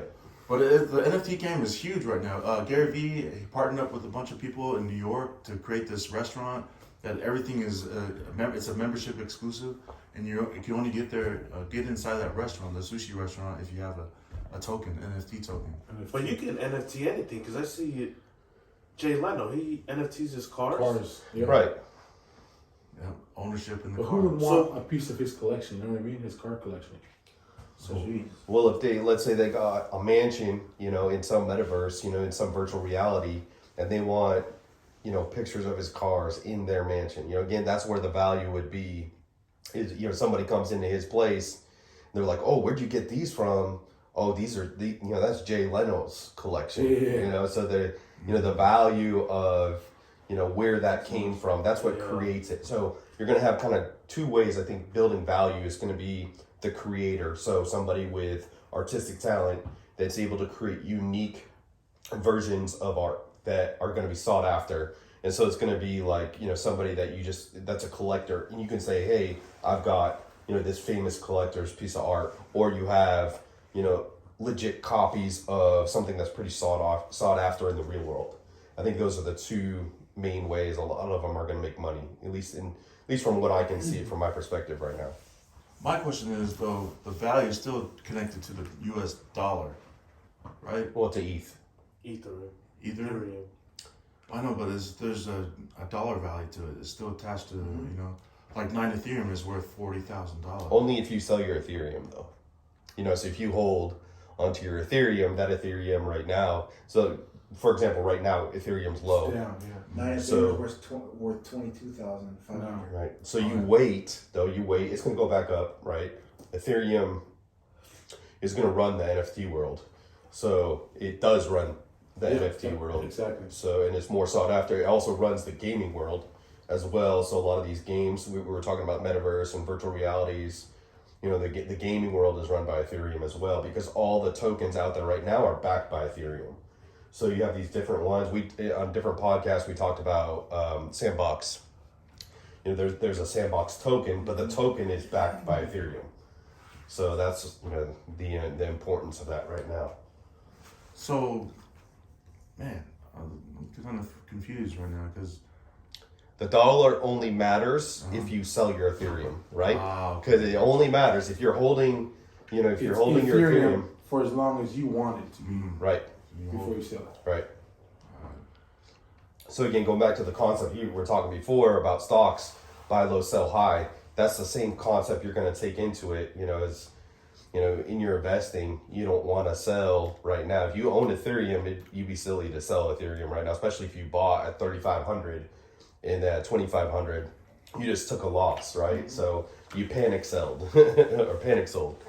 So you what hold would it. happen if the value of the dollar keeps dropping? It won't. It won't. The value of the dollar actually dropping might help crypto be better. That you're going to see that. However much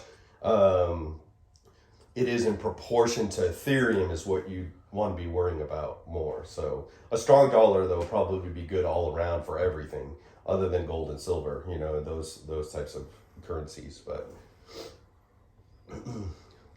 But really all you want to worry about is the value of Ethereum to the dollar at the moment. That's really however much the dollar is worth. If you dive into, I don't know enough about, the inflation and what we were just talking about earlier, inflation and how that's affecting everything. But, what the value of really right now, it's tied to like Bitcoin, the value of $1 to how much Bitcoin, the value of $1 to how much Ethereum. But again, it really doesn't matter until you sell your cryptocurrency. So as long as you hold, and again, the value of a lot of people going to cryptocurrency is it doesn't belong to a bank. It's not, they don't answer to the Fed. They don't answer to like some company we don't know a lot about that a lot of people think is a government entity, but they're not really. And there's a lot of rabbit holes you can go down that way. Advantage is it's controlled by the people.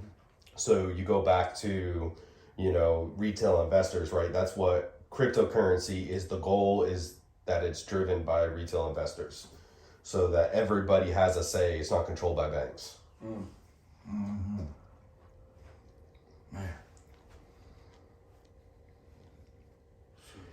Now, if you wanted to learn a little bit more about options trading, is there any resources that you would recommend for our listeners, or is there options trading for dummies 101 or something like that? Anything you want to learn, go to YouTube. YouTube. If I want to change my tire on my car, if I want to change my brakes, I go to YouTube. There you Kind of go. the same thing with options trading.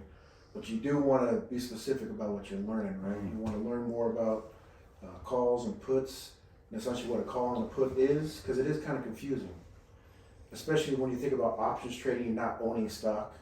You're just paying somebody, or you're buying something from somebody The right for the right Okay. to call it or put it, all right? So I think really if you just go to YouTube, there's so many videos on there that'll explain what a call and a put is. Free information. Free information. Free. It's a great university. They Oh yeah, say. yeah, Oh yeah. my gosh, it's amazing. Just like you said, man, change it.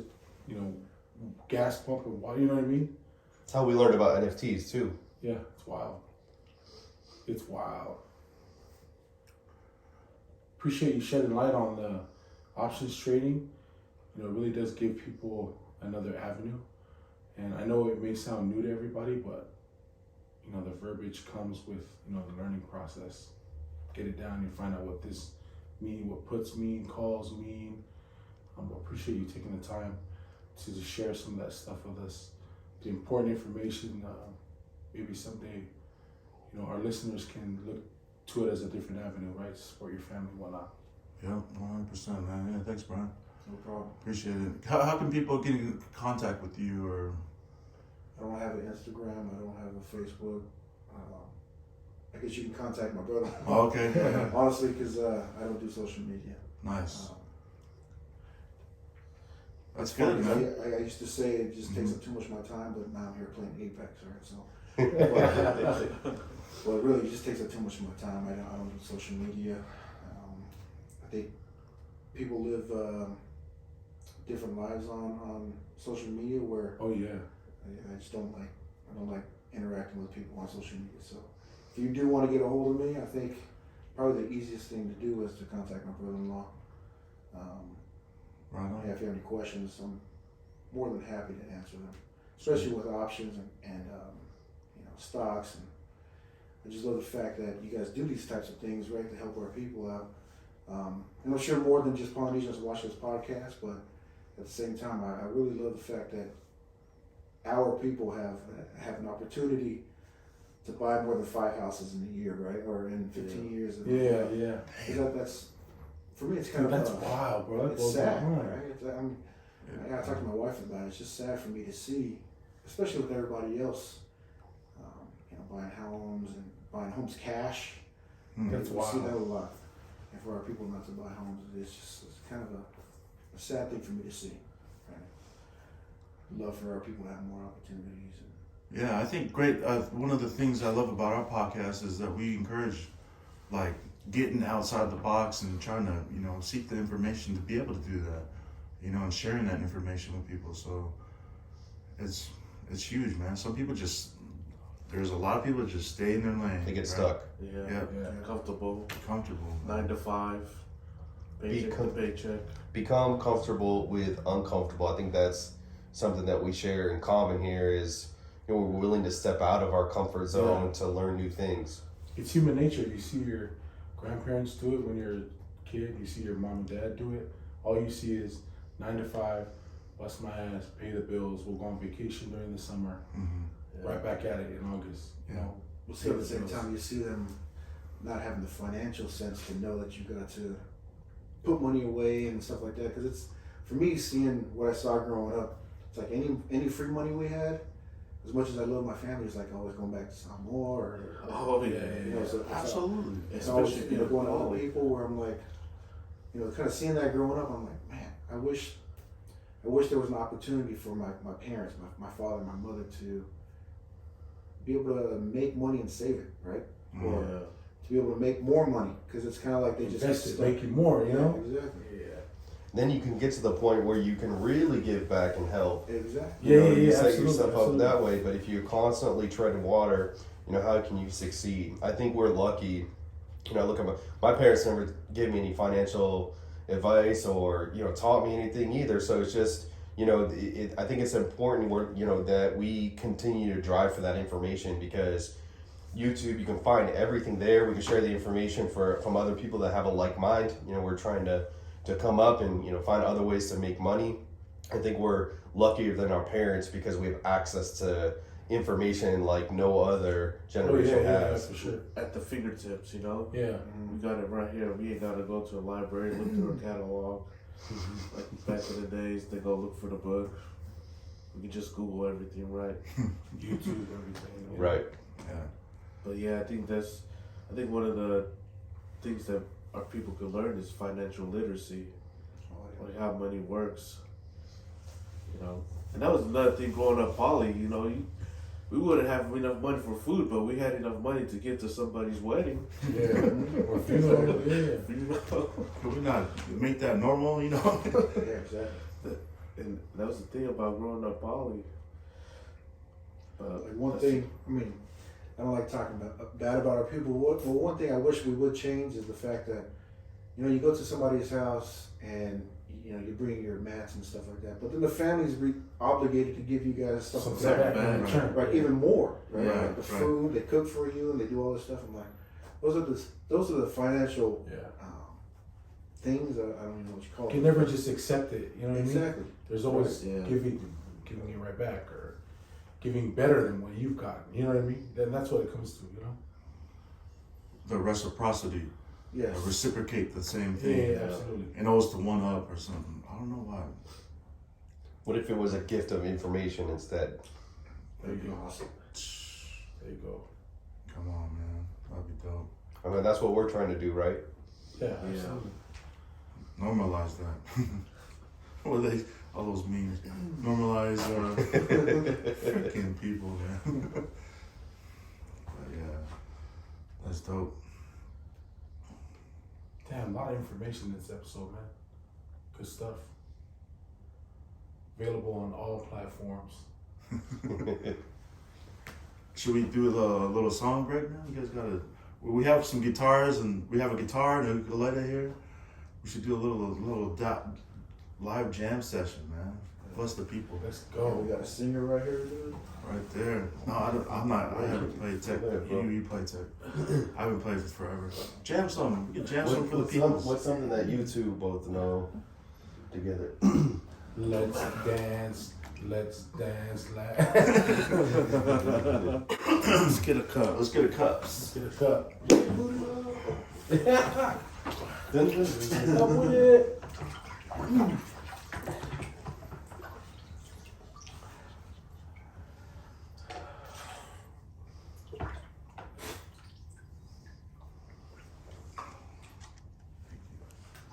Hit that table again, bro. What's that? I don't want to hit the Make sure we plug our sponsors too. Yeah, we'll get a sponsor plug in there. Who's the sponsors? I mean, you're wearing a lot of their gear. Shout out to Troop 28 Clothing. Tech. What's up? What's up? For real. Shout out to Troop 28 Clothing, man, for all the nice gear we got this weekend. I feel blessed. Bid Bird. Bidbird. Shout out to Bidbird. Blessing us with And most of the gear is from Ofa. Alpha. Oh yeah, that's right. Camp Ofa. Ofa Org. Shout out to Coach. Shout out to Coach for all the nice gear. Thank you, Coach. Man. It's just nice to actually have an in-person talk, man. Yeah. You know what I'm saying? It's flowing way better. way better. It's more I real. know It's you're just- gonna edit this, but it's Yeah. flowing way better. And I think I forgot to press the record button, or I double tapped it. So the first part of it is recorded on the phones. So we'll go phones audio, and then because I was looking at the record button and I didn't think I think I double pressed it. So when I did the intro, I don't think that was recorded on the camera. Way to go. But we can do like a fake intro now, because this will be edited. How much of the first part did you not get? I think I missed the first 30 minutes. Yeah, so I missed the clapping, I think. I got it on our phones if we're recording. What does it say over there? 148? I can't see it. Yeah. We've been going for 150. That one's still The first going. 5 minutes or so was set up, I guess. But Yeah, it's all good. You guys got a song to jam? Come get it. Come now, get it. Yeah, we're pretty much done. Hey, pal. so man, It's the inspiration right here. Yeah. Was all your stuff in there? well, You guys get it? that just moved. Notice the When phone. you get it, so you check the camera and then move. What are you guys doing in there? Yeah, it just moved. Move to the right. Talking. Food will be ready in a little bit, guys. Oh, wow. Food will be ready in a little bit. What? Oh yeah, they have pork steak. Mac and cheese. Texas, man, gotta do it big.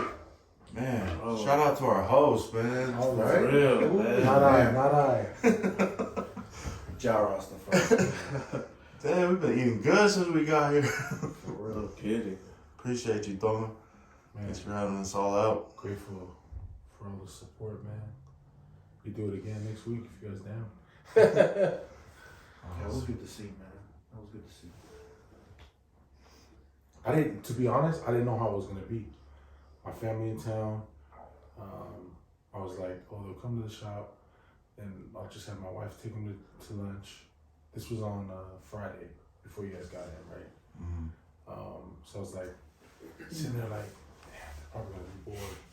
But I got like 2 phone calls to like, is it cool if we come back to the shop? I was like, yeah, of course. Like, you know what I mean? It made me even more happy that they had fun and just wanted to kick it with me. You know what I mean? So Yeah. it was beyond just the grand opening. It was like, we haven't seen you in a while. I want to kick it with you. You know? And they got the opportunity to see what you do, you know? Yeah, yeah, And exactly. feel the same excitement because they open up boxes Exactly. as well. And I didn't know that until a few hours in. I was like, damn, this is good, like, to educate them on what I do. Because not just being, they weren't being ignorant. It's just like, they didn't know how I was taking care of my family. They were worried, you know what I mean? Like, are you going to be able to take care of your family? But now they know, you know what I'm saying? Yeah. That it's going to be all right. That one box could change your life. Yeah, I'm glad Luther came too, because now she can see like what I was Look hiding at, all we're this not time. bad influences. What did she say on that video? Go koi? So he has cards at his house, and his wife was gonna throw them all out. Well, he keeps all his stuff sealed. Like, Yeah, He doesn't open nothing. He just sits on it. Yeah. So yeah, she threatened. She like one time I was on the phone with these guys on them, and she heard them. She heard they heard her threatening to throw all my stuff out. I was like, man, it was good for her to come and see that like, it's not like fakamuna. It's not like playing around with stuff or kid stuff. It's actually real liable money, man. It's a Yeah. different investment. Well, it's both, right? It's like fun. Yeah, it's Yeah, fun. it's Yeah. fun. But also, it's like a make a long-term living. investment. Yeah, my youngest brother's wife, Sini, bro, she was like, I just didn't know what the heck you guys were doing, but we split a box, 4 of us, and I was like, I bet you Sini has the autograph. So she's like, what? And I was like, there's an autograph card in there. She's like, no, wait. So she kept opening packs to chase it. You know what I mean? It's the Yeah. fun, you know what I'm Yeah. saying? Yeah. She's like, wow, that was really fun, like the rush, like trying to figure out who it was. So it's good. I'm glad everybody made it. And mostly Good time. everybody's Yeah. home and safe and sound. One of our missing members collects a lot too. Paul, Big P. Oh yeah, P collects a He's- lot, man. He hit some bangers too, Oh, right? yeah. He hit that big Zion card when we were all on FaceTime. Within a month's time, got it back. He just barely sold it though. I want to say maybe 4 or 5 months to Swanson. So he turned a free box into 4,500 cash. Sheesh. That's what the deal was. Sheesh. It was a free box. He paid for grading, which was like 100 some at the time, but at 10, and then he sold it for 40, almost $5,000 to Swanson. Wow. That is wild. And then did he get into collecting because you guys, or was he already collecting? I think we all collected cards at one point, but I think just when I invited everybody in the rooms and the Facebook groups and stuff like that, it kind of like Reignited that fire. it's fun. Just that rush of opening boxes, you know, see what you get. Man, I didn't know that was your first time ripping. Wow, bro. First When you guys That were was my first box. I bought first it. I didn't rip box it. mojo. First box mojo, man, is real. 3K box. Sheesh.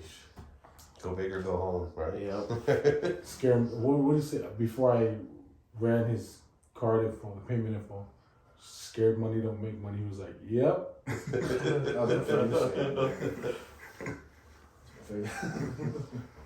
Yeah, because he, like, when we lived in Vegas, Mhm. bro, like, I wouldn't say I didn't have the bug, but he kind of taught me how to play craps, so we would always meet up for lunch sometimes, and then it got to the point where he would come to the craps table, like, he would be doing something for lunch at the casino, and he'd hear me over there yelling and stuff on the dice and stuff.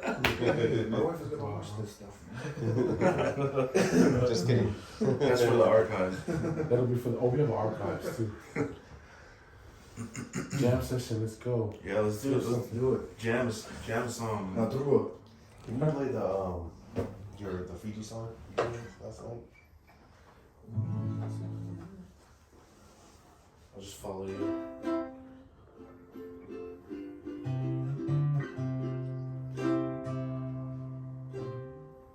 we all want to play it. See?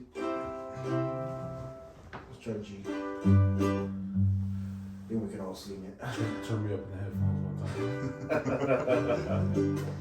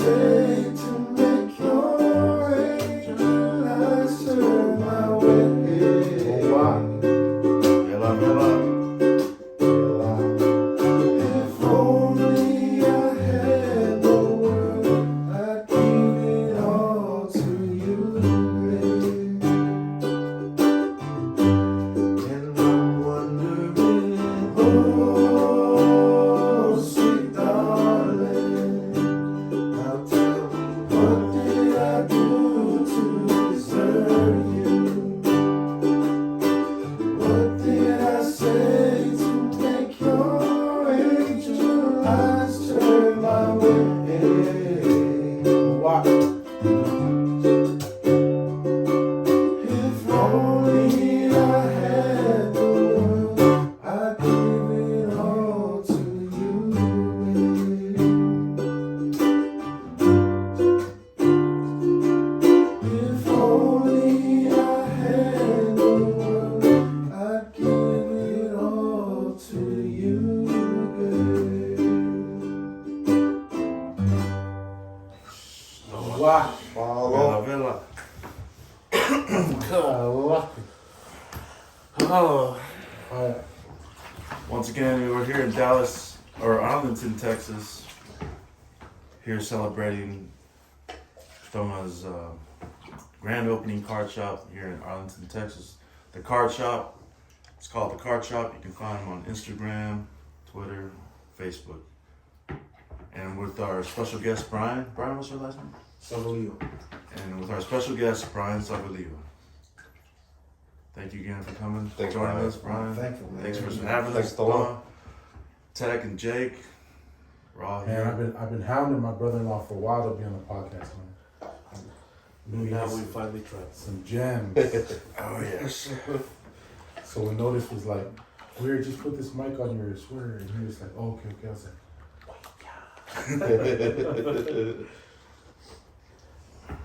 But you know, stocks is not a lot of people know about stocks, especially in the poly community. You know, Yeah. and that's a good thing to learn, especially when you're Great. trying to find trying to create multiple sources of income. Yeah. Yeah, I think what's awesome too is being a part of this group and just knowing that these dudes are multimillionaires, right? That's all they do. from, From stocks, Yeah, right? yeah. From options trading, but just knowing that there's an end game. Because the goal for me is to be able to spend more time with my family. Can I make a loan? Exactly. Oh, But not I. I think the end game is to spend more time with the family, and this is probably one of the ways that I think is going to help me get to that end game. So The end game, Yeah. baby. You gotta have financial freedom to have that time with your family.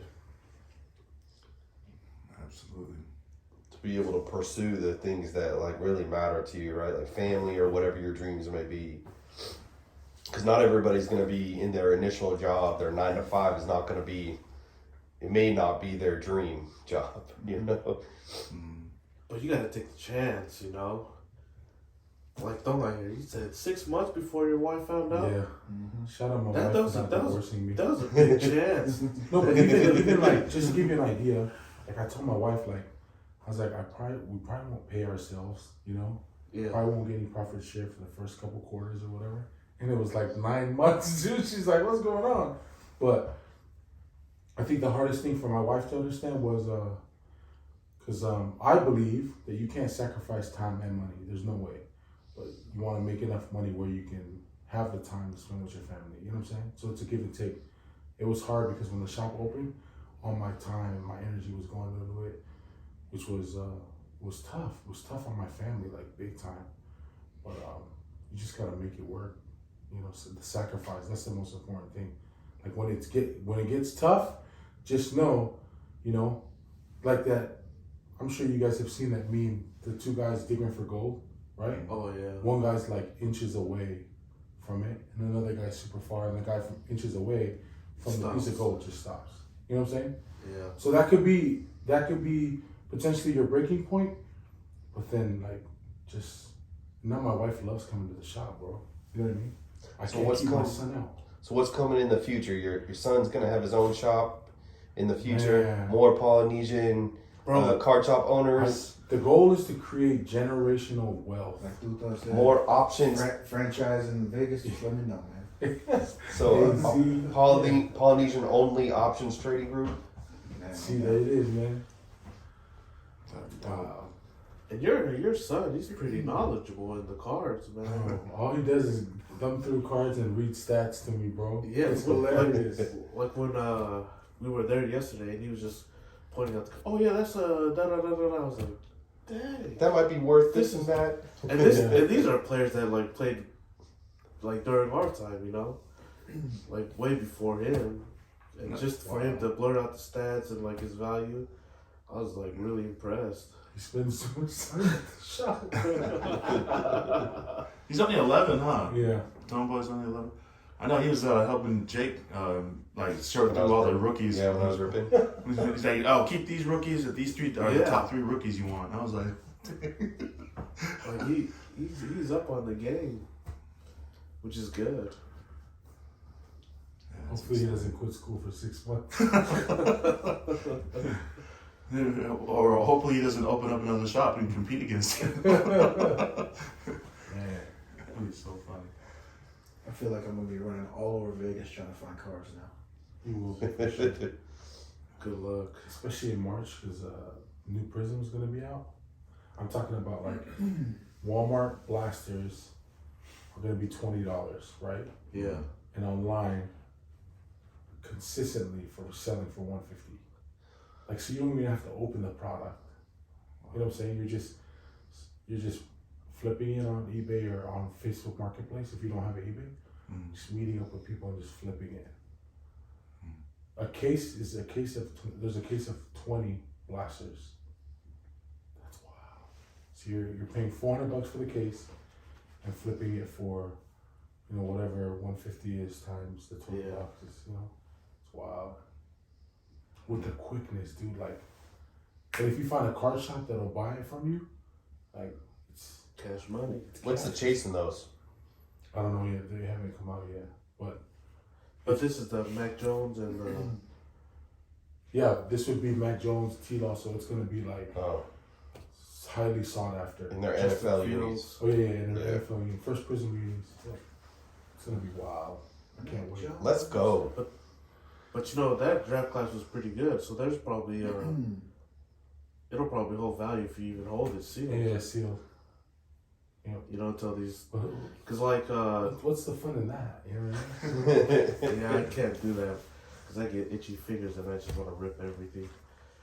But like I think it's the blasters. Blasters are what, $20? $20. The blasters for like the 2017. That's Mahomes Watson year. That's like $500 now, bro. Is it 500 now? 500 easy. So imagine paying $20.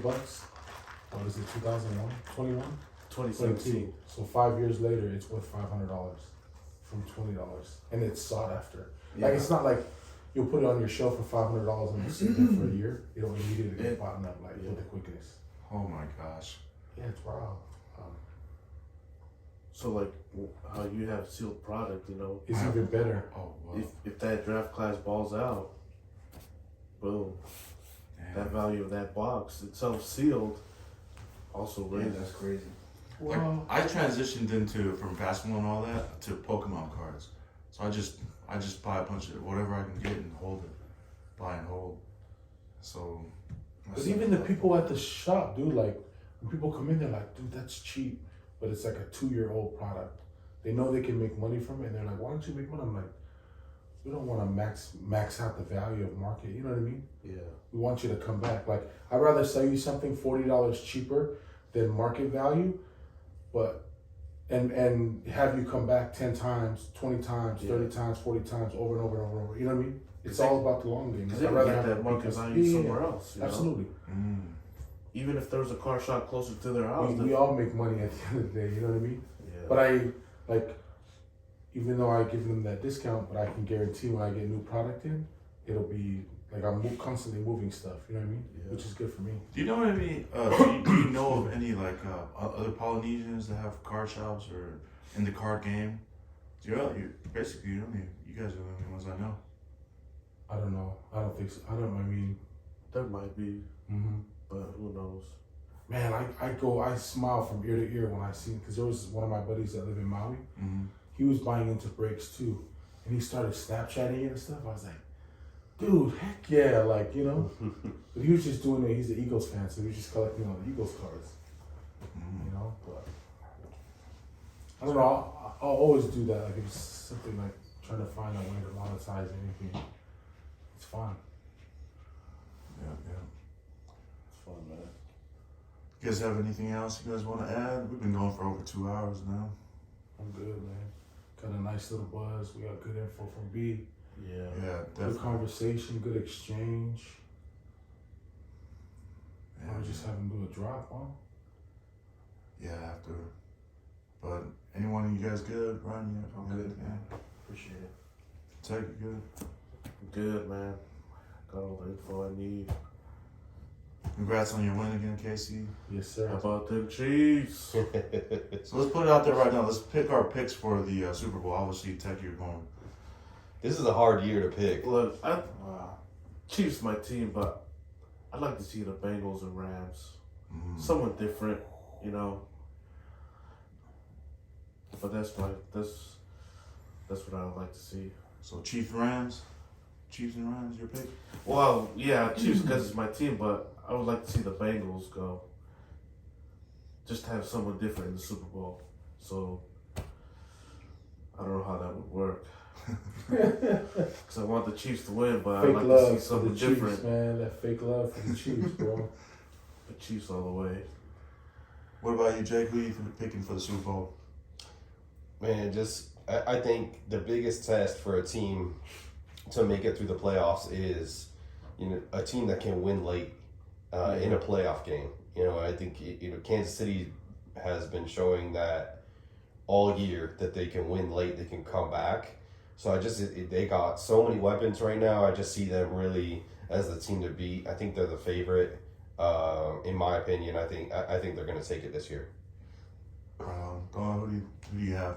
Man, for the sake of cards, I want the Bengals Burrow. and the Niners. Who's in the Niners? Trey Lance. Oh, Trey Lance. But he don't play. Is he the quarterback that sometimes? But that's the thing, though. Like, people are gonna buy him with the thought. 'Cause he'll be It's a actually a Super- good thing he hasn't. They'll be a Super Bowl champion because his regardless. cards don't. You know what I mean? Is he a rookie? Yeah. Oh, okay. So, how's his value if he's not playing and if they go to the Super Bowl? It's just hype. The hype to it. You know what I mean? It'll go up because the potential. And the There hype may goes. even be let's say they're in it and Jimmy makes a mistake and fails. That might create more hype for him too. Yeah. Okay. My pick is I'm going for the Chiefs to win it all, and I don't know who. Chiefs and 49ers. Chiefs and 49ers. A repeat of the Super Yeah. Bowl? Chiefs and 49ers. The Chiefs are gonna demolish them. That's what I like to hear. How about you, Brian? What's your pick? I was gonna say the same thing. Take a rematch. Was that 2018 Super Bowl? Yeah. 17, whatever it is. But I don't see anybody beating the Chiefs the way I saw them play tonight. Oh yeah. Man, dude, seriously. Because I think the Bills were the second best team in this group of It's amazing. playoff teams. Yeah, that game was insane.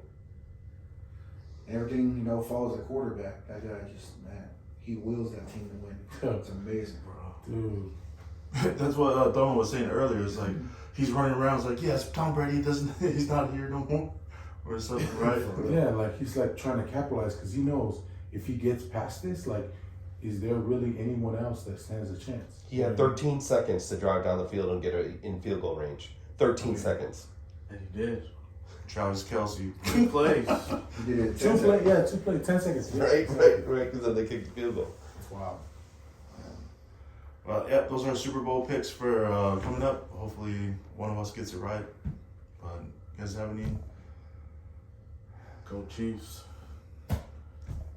Thank you everyone for tuning in and listening to our very first In-person podcast.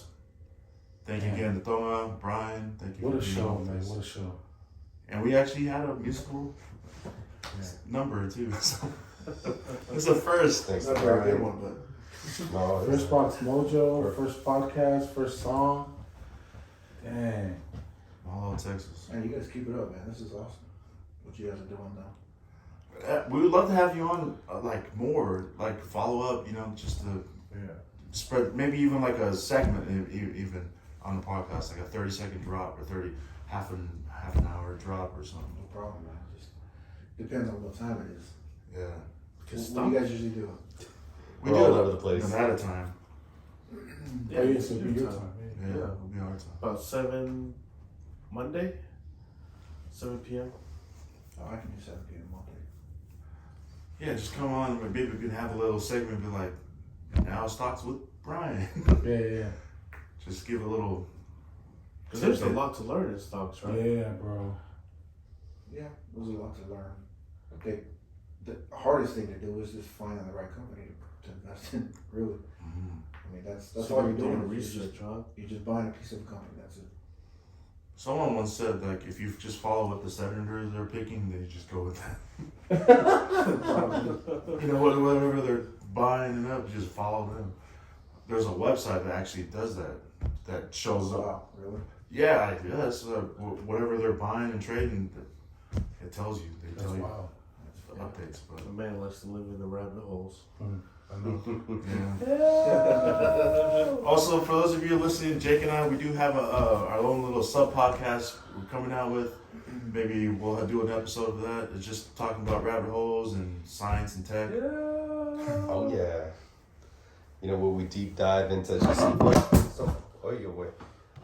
fun topics that, you know, we're not experts by any means, but we like to talk about all sorts of different topics and, you know, truth seeking. And I think we talked about this before, but thought experiments, right? So being able to challenge yourself with maybe something you don't necessarily believe in, but you know, it's good to hear opinions that are different than yours and then kind of dive into the research behind it and, you know, just see what's out there. So I think if you become too comfortable with just your own beliefs and only hear the same things over and over again, you're never going to improve. So that's really the point of our little side podcast there. You guys, who dives into whose arms? Oh, sorry.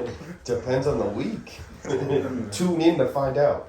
For sure. And we'll actually label it differently. I don't know what the name of it is yet, but we'll just label it something. Thumbnails coming soon, baby. I just gotta get the login, bro. That's hard to say.